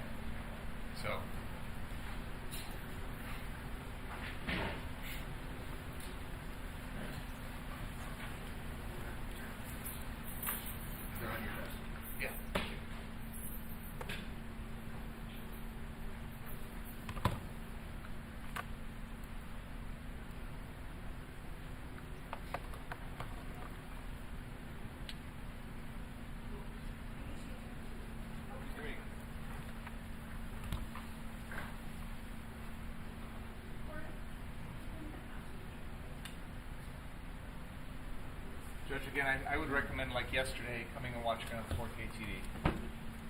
Which adds pixels if it's not 4K quality. What's that? Is it this TV, It's your TV. adds pixels to something unless it's 4K quality? It does Where's next the to me. evidence on that? It's your TV. It's common sense and judgment, Jim. There's no evidence on that. Are you saying I'm lying? I have no idea. I'm saying there's no evidence on that. I'm asking. But I'm you saying get there's no another, evidence. Well, it's common Questionable argument. sense. You brought in this TV to show the exhibits. Yeah, brought in the 4K TV. drone. You brought in the TV to show the exhibits. So that's what we're doing. Yeah, I'm gonna take my first ones.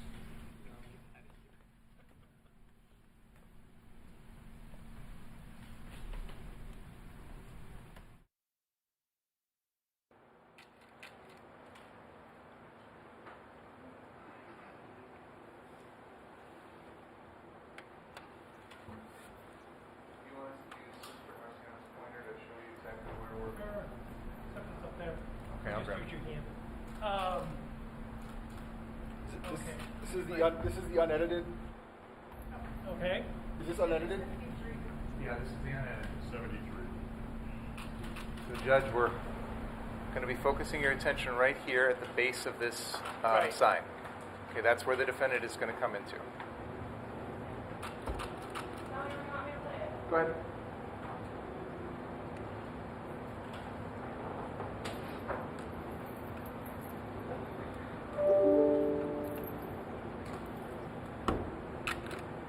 Okay, you can stop because we're past it now. I don't think this is the same quality as our version, is it? Yeah. Our version is much clearer. Yeah. We'll have to get our. I have the enhanced one I can play as well, but that is exactly what we got from you. I downloaded it straight from Dropbox. Yeah, Mr. Stutz coming. So what you're showing me now is, this doesn't show anything. This is what was provided to the defense? Yes.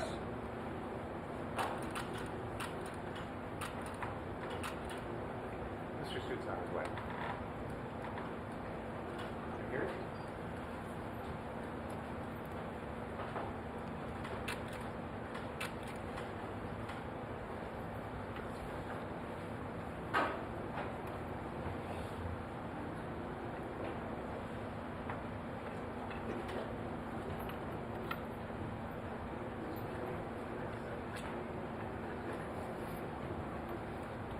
I downloaded that straight off Dropbox. So if your version's clear, that means that you didn't give us your version. It's just plain weird. That's not how that works.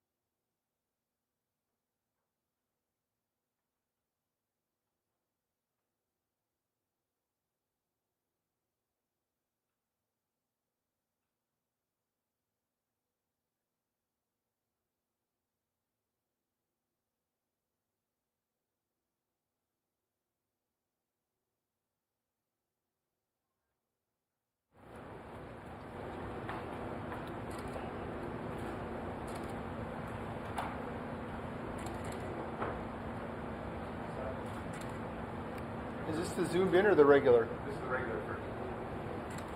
So we're looking right here. This is the defendant. He puts it down. He raises it up right there. And he has it pointed until Rosenbaum approaches. Then he runs around.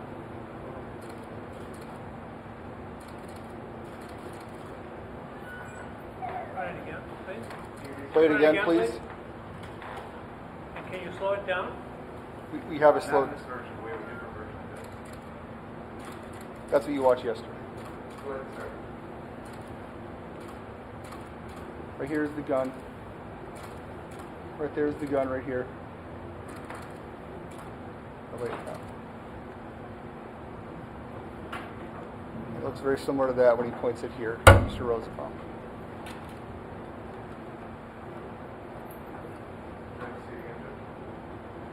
Oh, one more time. Sorry, one more time. Here, Stu, let me pause it 1 second in, please. Start playing. Pause. Pause. Right here. If you watch it, when he goes right up here, he puts the fire extinguisher down gently. It topples over, and then he immediately raises up like this. And the gun is right, we argue, right here. And he stays in this position like this until you see Mr. Rosenbaum come around. So Mr. Rosenbaum, if he is yelling gun, gun, gun, we would argue it's to warn all these people that he is pointing a gun at them, and that he is chasing him out of the area to avoid danger. But if you see right here, the state believes, with all the motions taken, that's the gun. And here's it's right here. Is that where Mr. Rosenbaum yells, "You're not going to do shit, MFer"? We can talk about this on closings. You want? I was just curious. What's that? I said I All was right, just all right, curious. all right.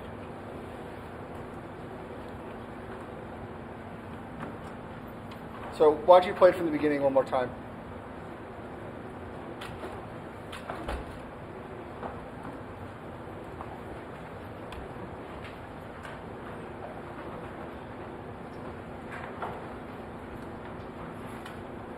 You see him drop it right there as Mr. Rosenbaum approaches.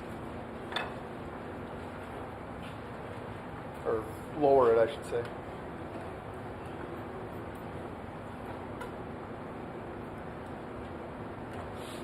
Would you like the zoomed in or slowed down one? I'd like to see the enhanced one now. In normal speed or slow speed? Do the zoom in normal speed. Zoomed in normal speed. Do you need a number? Yeah, I think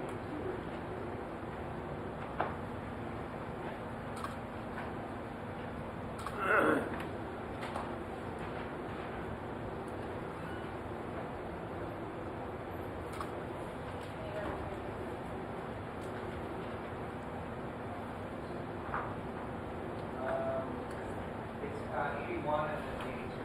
Right.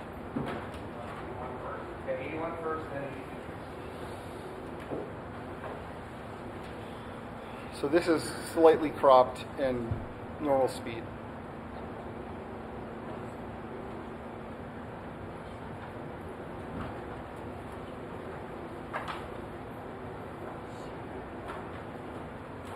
But the court reporter wants to use the wireless mic.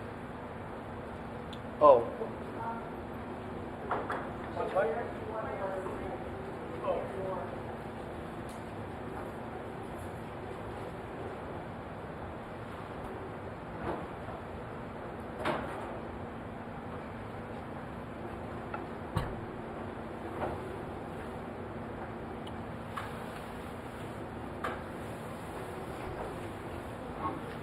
so this is the defendant right here. You can see the AR-15 is on his chest.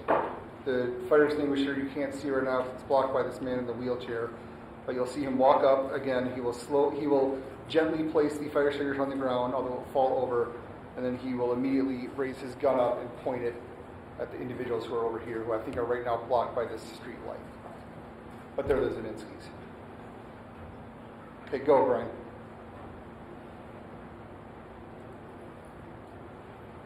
See him lift it right there. He's holding it right there until Mr. Rosenbaum approaches. You see the very distinct motion of him raising his arms, and you see the black gun being raised. One more time, please. You'd agree if that's true. He's doing it. open to the camera. Well, so you know what? No, I would not say that. It's okay.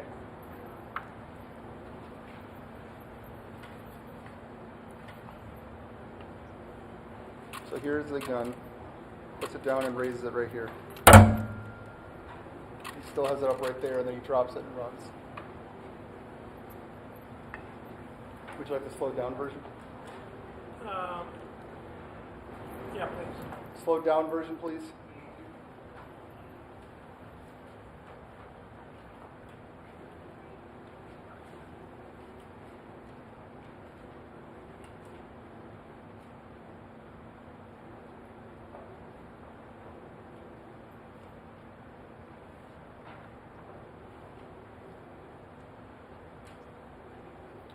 So here's the defendant here. There's the AR-15 right there.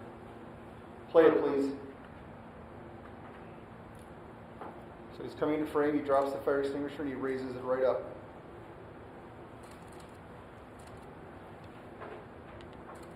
He has it up right there. You see him bring it down, and you see him start to run. He's pointing it at Joshua Zeminski, who probably is vandalizing or committing arson, but that's another. Where's Zeminski's gun?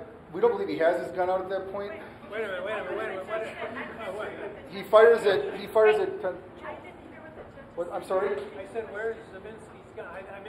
What I meant to say was, does it depict Mr. Zeminski or Shooting? Mr. Zeminski's gun? Right. At this point, no. It does show him shoot in the air. Oh, that's over later, over there. Yeah. But I'm talking about at this point. I don't believe it shows Mr. Zeminski's gun. Does it show Mr. Zeminski? Can you play it again, Brian? He's kind of Or hidden. Mrs. Zeminski? They're kind of hidden by this light post. That's what everybody is saying. I'm so sorry. Okay, that's all right. Is it okay? Do you need me to record this? Because I'm Um, getting judge what you were saying. Yeah, because it's argument. Can you, What I have inquired is, well, go ahead. go ahead. No, just go ahead. Okay, what I'm inquiring is whether what I'm looking at now depicts. Do you want to show them? Mr. and or Mrs. Zeminski, and if Mr. Zeminski, whether or not it depicts the firearm that he is reported to have fired seconds later. Where the Zeminskis are? It's very hard to see them because they're dark against the dark Duramax. So. Yeah, we only know they're there because of the FBI video. You can kind of see they're blurry. We did not try to do any enhancements on that. Yeah. I mean, we know from the FBI video. I can't hear you. I'm so sorry. We know from the FBI video, Your Honor, that they're in this proximity alongside the Duramax, but because they're darker clothed and the Duramax is a dark vehicle, and of course other issues with the video, it's not, and there's poles and things, so they're in that vicinity. The FBI video, which we can show you, does give you. I've seen it. It might be helpful after seeing this now to see that because it kind of gives you a better visual. So, If you play it, I think I can play it, please, Brian. go ahead, play it, Brian. And be sure if you're going to speak into a microphone. I believe I think they're blocked by the light post, but they are right here. I think this is one of them here. Moving. It's very hard to tell in this video. But then they walk down this way, and this is where he pull. We don't accept the defendant's story that he had his gun out because in the video you clearly see Mr. Zeminski pull it out of his pocket, fire in the air, and then put it right back in his pocket. So unless he had the gun out and then put it in his pocket in these few feet, we're not accepting the defendant's story. In fact, we believe this contradicts his story that Mr. Zeminski had his gun already out because you see on the next enhanced video, you see him pull it out of his pocket and fire it in the air quick and then put it down. He keeps it down on his side. He's walking right down the sidewalk yelling, "That dude just shot somebody." You can see the gun clearly in his hand. No. Well, Not a this video. sounds like a great argument. Did you want to make any observations about this before I make a decision? Well, you're going to see. I'm cheating here, right here. You're going to see what you believe that you see. Okay. So that question is: does that video provide enough information to give an instruction on provocation? And Your Honor, how does, if we take everything they've said as true, how does pointing a gun at Zeminski provoke Rosenbaum, who they say they don't know each other? There's no evidence of that. You can call it Mr. Rosenbaum is dead, and it's defense of others. Well- and it's shooting, it's pointing a loaded firearm, which is a misdemeanor without any real basis. Well, the evidence, is this okay? The evidence in the record from two people is that Mr. Rosenbaum had twice before threatened to kill the accused. So, what is the legal effect of a person who, if he made such a threat, what legal justification does he have to chase after the accused in such a way as to not put the defendant into a position of being a provocateur? We are absolutely That's not. well phrased, We are not accepting the evidence that threat was made because there are differing accounts of where and when it was made, and it's like the only 5 seconds not caught on video all night. So, but like you said, Judge, it'll be a great argument, and I do not believe that Mr. Rosenbaum does not give up the ability to be provoked because he may have said things an hour earlier. If this individual, now remember, there is evidence in the record that he was accused of pointing guns at other individuals for property crimes. The defendant admitted he responded sarcastically to one of them. On the video, he sort of sheepishly and quickly walks away after admitting he pointed a gun at someone for property crimes. The state's belief is that he pointed a gun at Mr. Zeminski for another property crime, and this dangerous behavior, pointing this loaded, powerful weapon at someone for, at the most, perhaps stoking a fire that's already been lit, would be provocation. Committing this unlawful act would be provocation for anyone to intervene and try to chase him away, whether or not threats have been made. And I know Your Honor takes these threats seriously, but we've also seen thousands and thousands of threats to kill that have never been acted upon. This guy, Mr. Rosenbaum, was described as a babbling idiot. There's no evidence he ever caused any physical harm to anyone that night. And frankly, even if he had threatened, he had no means to carry out his threat. So, as you said, it's a great argument. There's evidence in the record, not just by video, also by testimony, and there's enough evidence to give this instruction. If the jury does not accept this argument, if we do not meet our burden, that probably is beneficial to the defense, but it should at least be argued as the evidence does support it. And it goes directly in contrast to what the defendant testified to.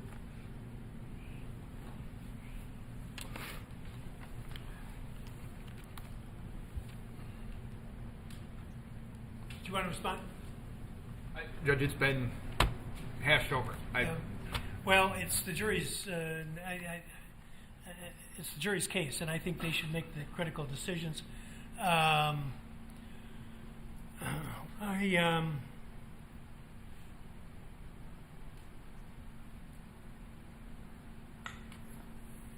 My decision will be to submit the case to the jury with the provocation instruction, and you can argue the strength or lack of strength of the respective evidence. So I will give that instruction, and I'll give the. You didn't dispute the retreat, did you? I don't think it's. I did. I don't think it's. If you look at the comments, it's not necessary. It says right in the comments, the committee concluded that while reference to duty to retreat is arguably unnecessary, given the potential relevance of retreat to the reasonable use of force, it's advisable to continue to publish it. It is intended to be optional in the sense that it is to be used only when the trial judge concludes that retreat is an important issue in the case, and the jury's understanding will be aided by a statement of rather than the general legal standard that applies. So I don't think that under these circumstances there's any, can't say it's unfavored, but if you look at the comments, there's no reason, in my opinion, to give it. He does retreat. There's no argument about that, but I don't think it's necessary to be given. Judge, I believe that it is appropriate in large part because this was, that there is no duty to retreat was mentioned in opening, and I believe Attorney Trofsky referenced it in a cross-examination that the defendant had no duty to retreat. So I believe that there should be, that's been put out to the jury, there should be a fuller explanation of what that means, that they can decide and they can see if there was opportunity to retreat. We see the defendant has plenty of open space in which to retreat. He does so right after shooting Mr. Rosenbaum. And also... I'll say that. Everybody was scattering then, and that dramatically changes the situation. If you look at the FBI video where he ran to, there was absolutely no one there before the shooting. The FBI video doesn't pick everybody up. The FBI video does not pick everybody up. The Zanin video shows it clear as day. There's 100 people over there bashing on windows. Yeah, the Zanin, I don't remember which it was. I think it was Zanin. Video to me depicted a large number of people who were engaging in violent activity. Well, property violence, but it's still they're using clubs and wrenches or whatever else to be doing destruction to those cars that are right in the area which would have been the path of flight for the accused. And I'm wrong about that? Yes. In the video, you hear the 5 gunshots. You hear the first gunshot, which is Mr. Zeminski, and there's kind of a flinch of the crowd, and then you hear the 4 shots that Kyle fired. Yeah, let's have a look at it.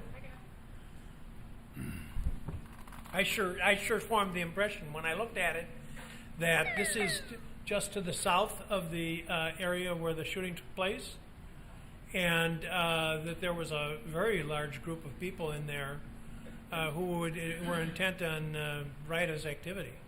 I agree that in the southern portion of the walk there is. The defendant testified that his first instinct was to try and head north on Sheridan, that he could not because Mr. Rosenbaum was there. But as their testimony is that he was somehow trapped or blocked in these rather loosely parked cars. And you will see, I believe in the video, that the route the defendant takes after shooting Mr. Rosenbaum... I don't want to hear about after, because after, that's a different situation entirely. All right, well, watch the video. Let's watch the video.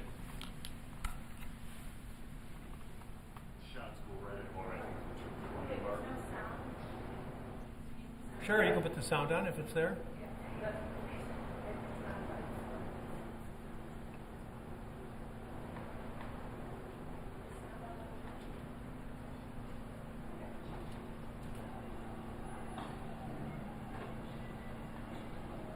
So over here across the hospital.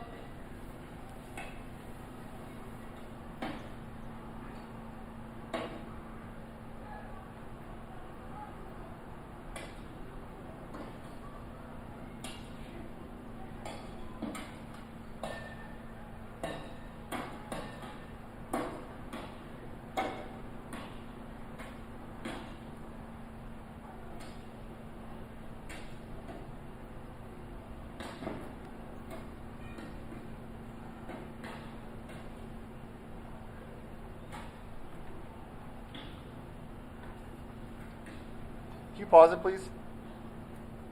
Or go back 2 seconds?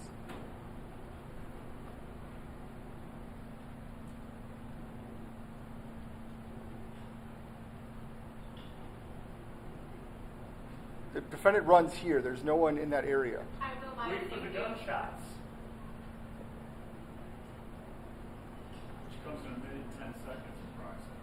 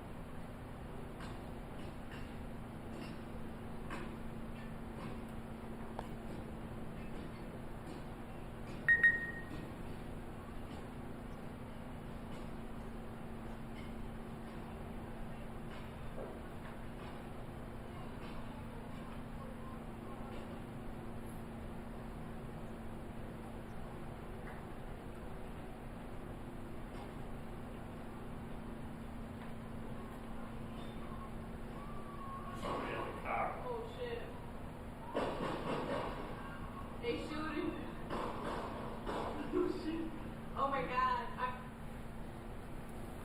It seems to me that there's quite a bit of flight from that otherwise congested area after the shots are fired. So prior to the shots being fired, there were quite a crowd there. What? Judge, I don't believe there's a crowd where the defendant ended up retreating to, but Ended up is after the shooting had occurred. I understand. So my main reason for wanting this instruction, or our main reason, is that the defense has already stated that there is no duty to retreat. So they've already put that in evidence. I imagine they will argue it again in closings. So I believe the jury should properly be able to instruct on the law regarding retreat. Did you want to respond? Your Honor, he's arguing the instructions. I'll keep my mouth shut. I said he's arguing the instructions. I'll keep my mouth You shut. saw the video, Judge? There's hundreds of people with weapons causing damage. What happens after doesn't matter because it happens after. And I'm trying to do this on the law, which is that it's unnecessary based on the fact that self-defense is going to be given. And the question is, was the use of force in the situation reasonable? That is contemplated by not giving 810. That's what the committee says. My inclination is to give it, but if I find it's adequately covered in the other instructions, then I won't. Okay. All right. Anything else? Judge, I don't know if there's any jury instructions. Obviously, this case, anyone can pull up any video testimony of anyone testifying. I'm just wondering if the court feels it appropriate or allowable to play portions of testimony to the jury on closings. You mean from media sources? Yes. Wants to play court TV. Well, I'm not saying we want to. I'm saying we should talk about it now before anyone tries to. Well, that's a good point. I don't want to specify one. Court TV has certainly, and I might add, has done a magnificent job in this trial, in staying out of my way and just keeping things going. I think. So I'm not saying you shouldn't follow that. You could use any source that is carrying it, except not one where they're commenting on it one way or another. Of course, no one would do that. At least not if he knew what was good for him. So unless there's some objection, I don't have any problem with that. I don't think it's appropriate. We're not seeking to do it. I just wanted it out there before someone tried to do it. I'm happy to agree that we're not going to do it. Oh, okay. Well, let's I just do didn't that. want to be blindsided. Let's so. do that. Okay, so there won't be anybody doing that. Now, but you bring up a good point. If the jury goes into deliberation and wants to look at some of this evidence, of course, one would read the law, I think, nowadays to say that any scrutiny by the jury should be in the presence of the court here in the courtroom. I very, very strongly disagree with that. I think that's antiquated. I think that that's based actually on a case I tried right here. Once again, I was there. State against Maurice Pucci Franklin. And I'm not going to go into my usual dissertation on that, but that led to, I think, the Anderson case about showing videos and things.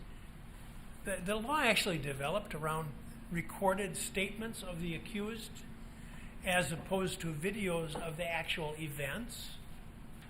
But I think the general rule now is supposed to be that we're supposed to do all this under judicial scrutiny, and they have to ask permission, and then we have to supervise. One of the things that I find most offensive is that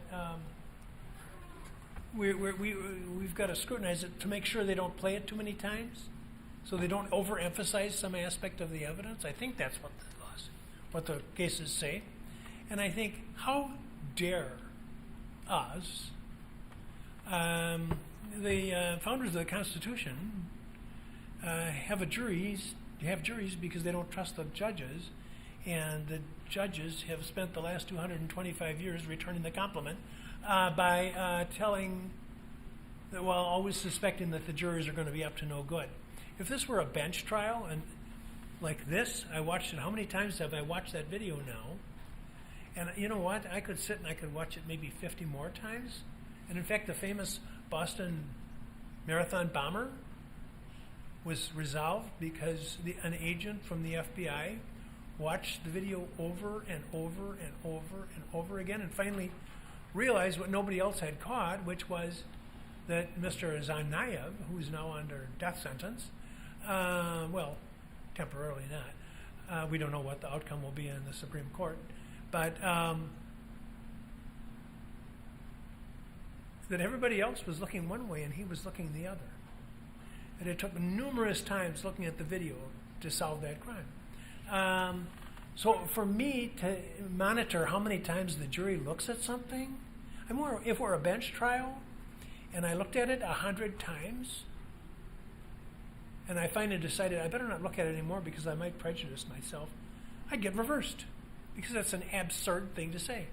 So I don't want to sit here and monitor how many times they look at something. I did that once when when it was an attempted murder case of a police officer, and the jurors came down and they're told they can't even discuss it with one another, but they can't resist, and so they're saying, oh, look at that, and then I send them upstairs and they're not looking at it again, and I think that's really frightening.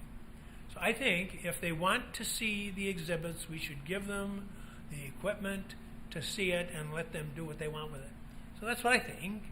Now let me hear from you. Judge, I agree with you that is antiquated. I think this is the ideal case where giving them access or setting them up somehow with the exhibits would be great.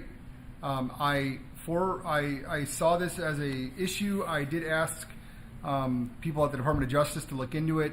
Not a formal opinion. They indicated they believe it would be reversible error. I asked even if there was a stipulation and if the defendant agreed, and they thought it would still be reversible error under the current law, and also, and I'm not saying it would be ineffective, but they thought it would raise an ineffective assistance of counsel claim if there is a conviction.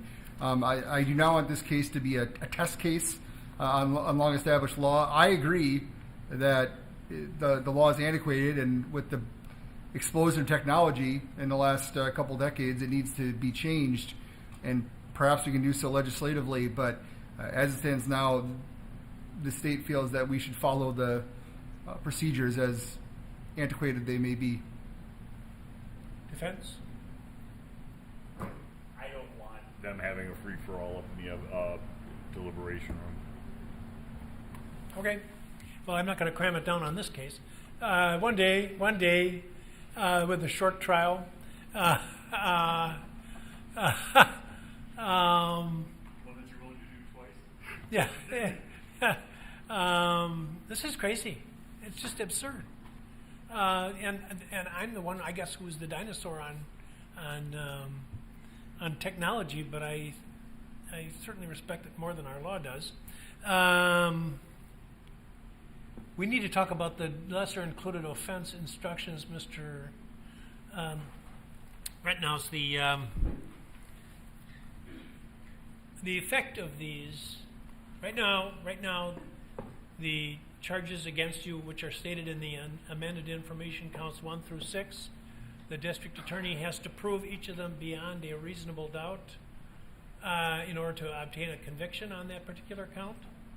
And there's something called lesser included offenses, and I'm sure your lawyers have discussed it with you, but I want to make sure that you understand it, and I'm required to do that. And if the district attorney is not able to establish your guilt on the charged offense beyond a reasonable doubt, then the jury is instructed that they must acquit you, find you not guilty. If a lesser included offense is presented to the jury, any of the ones we talked about, which are less serious crimes, carrying a lesser potential sentences, if I allow those, then the jury, if they are unable to agree that you're guilty of the charged offense, will have the opportunity to consider whether you're guilty of the less serious offense, and could return that as a verdict as an alternative to instead returning a verdict of not guilty. So you are, by having a lesser included offense included, you're raising the risk of conviction, although you're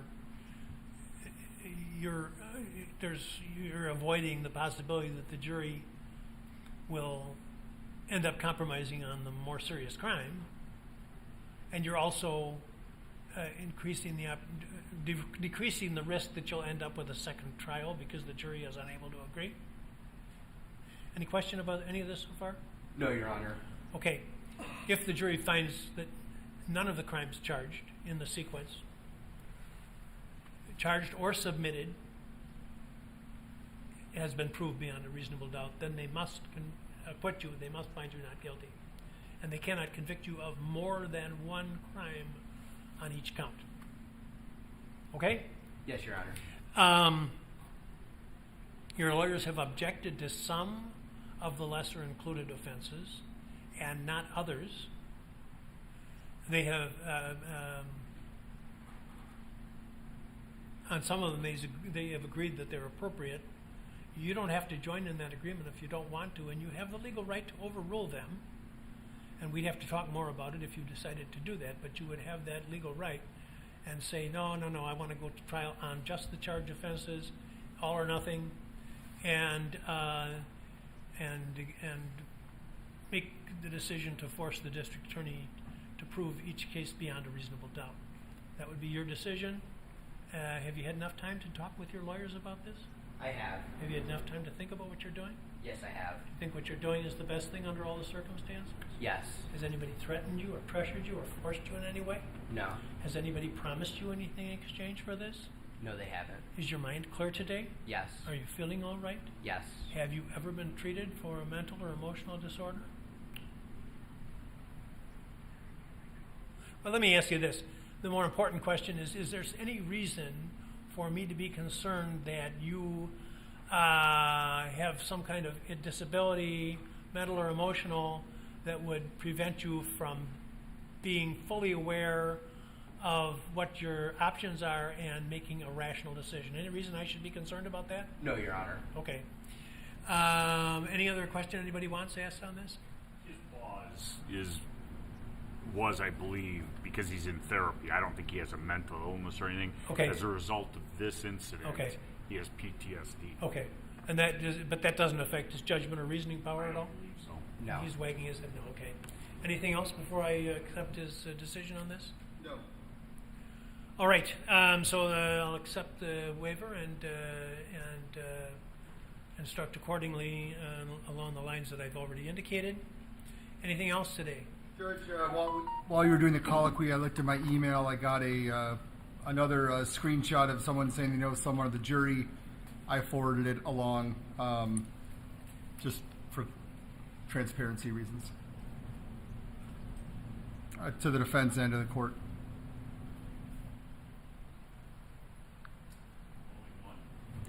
Only one now. A little disappointed. I didn't get it yet. Well, wait a minute. Oh yeah, here it is. All right.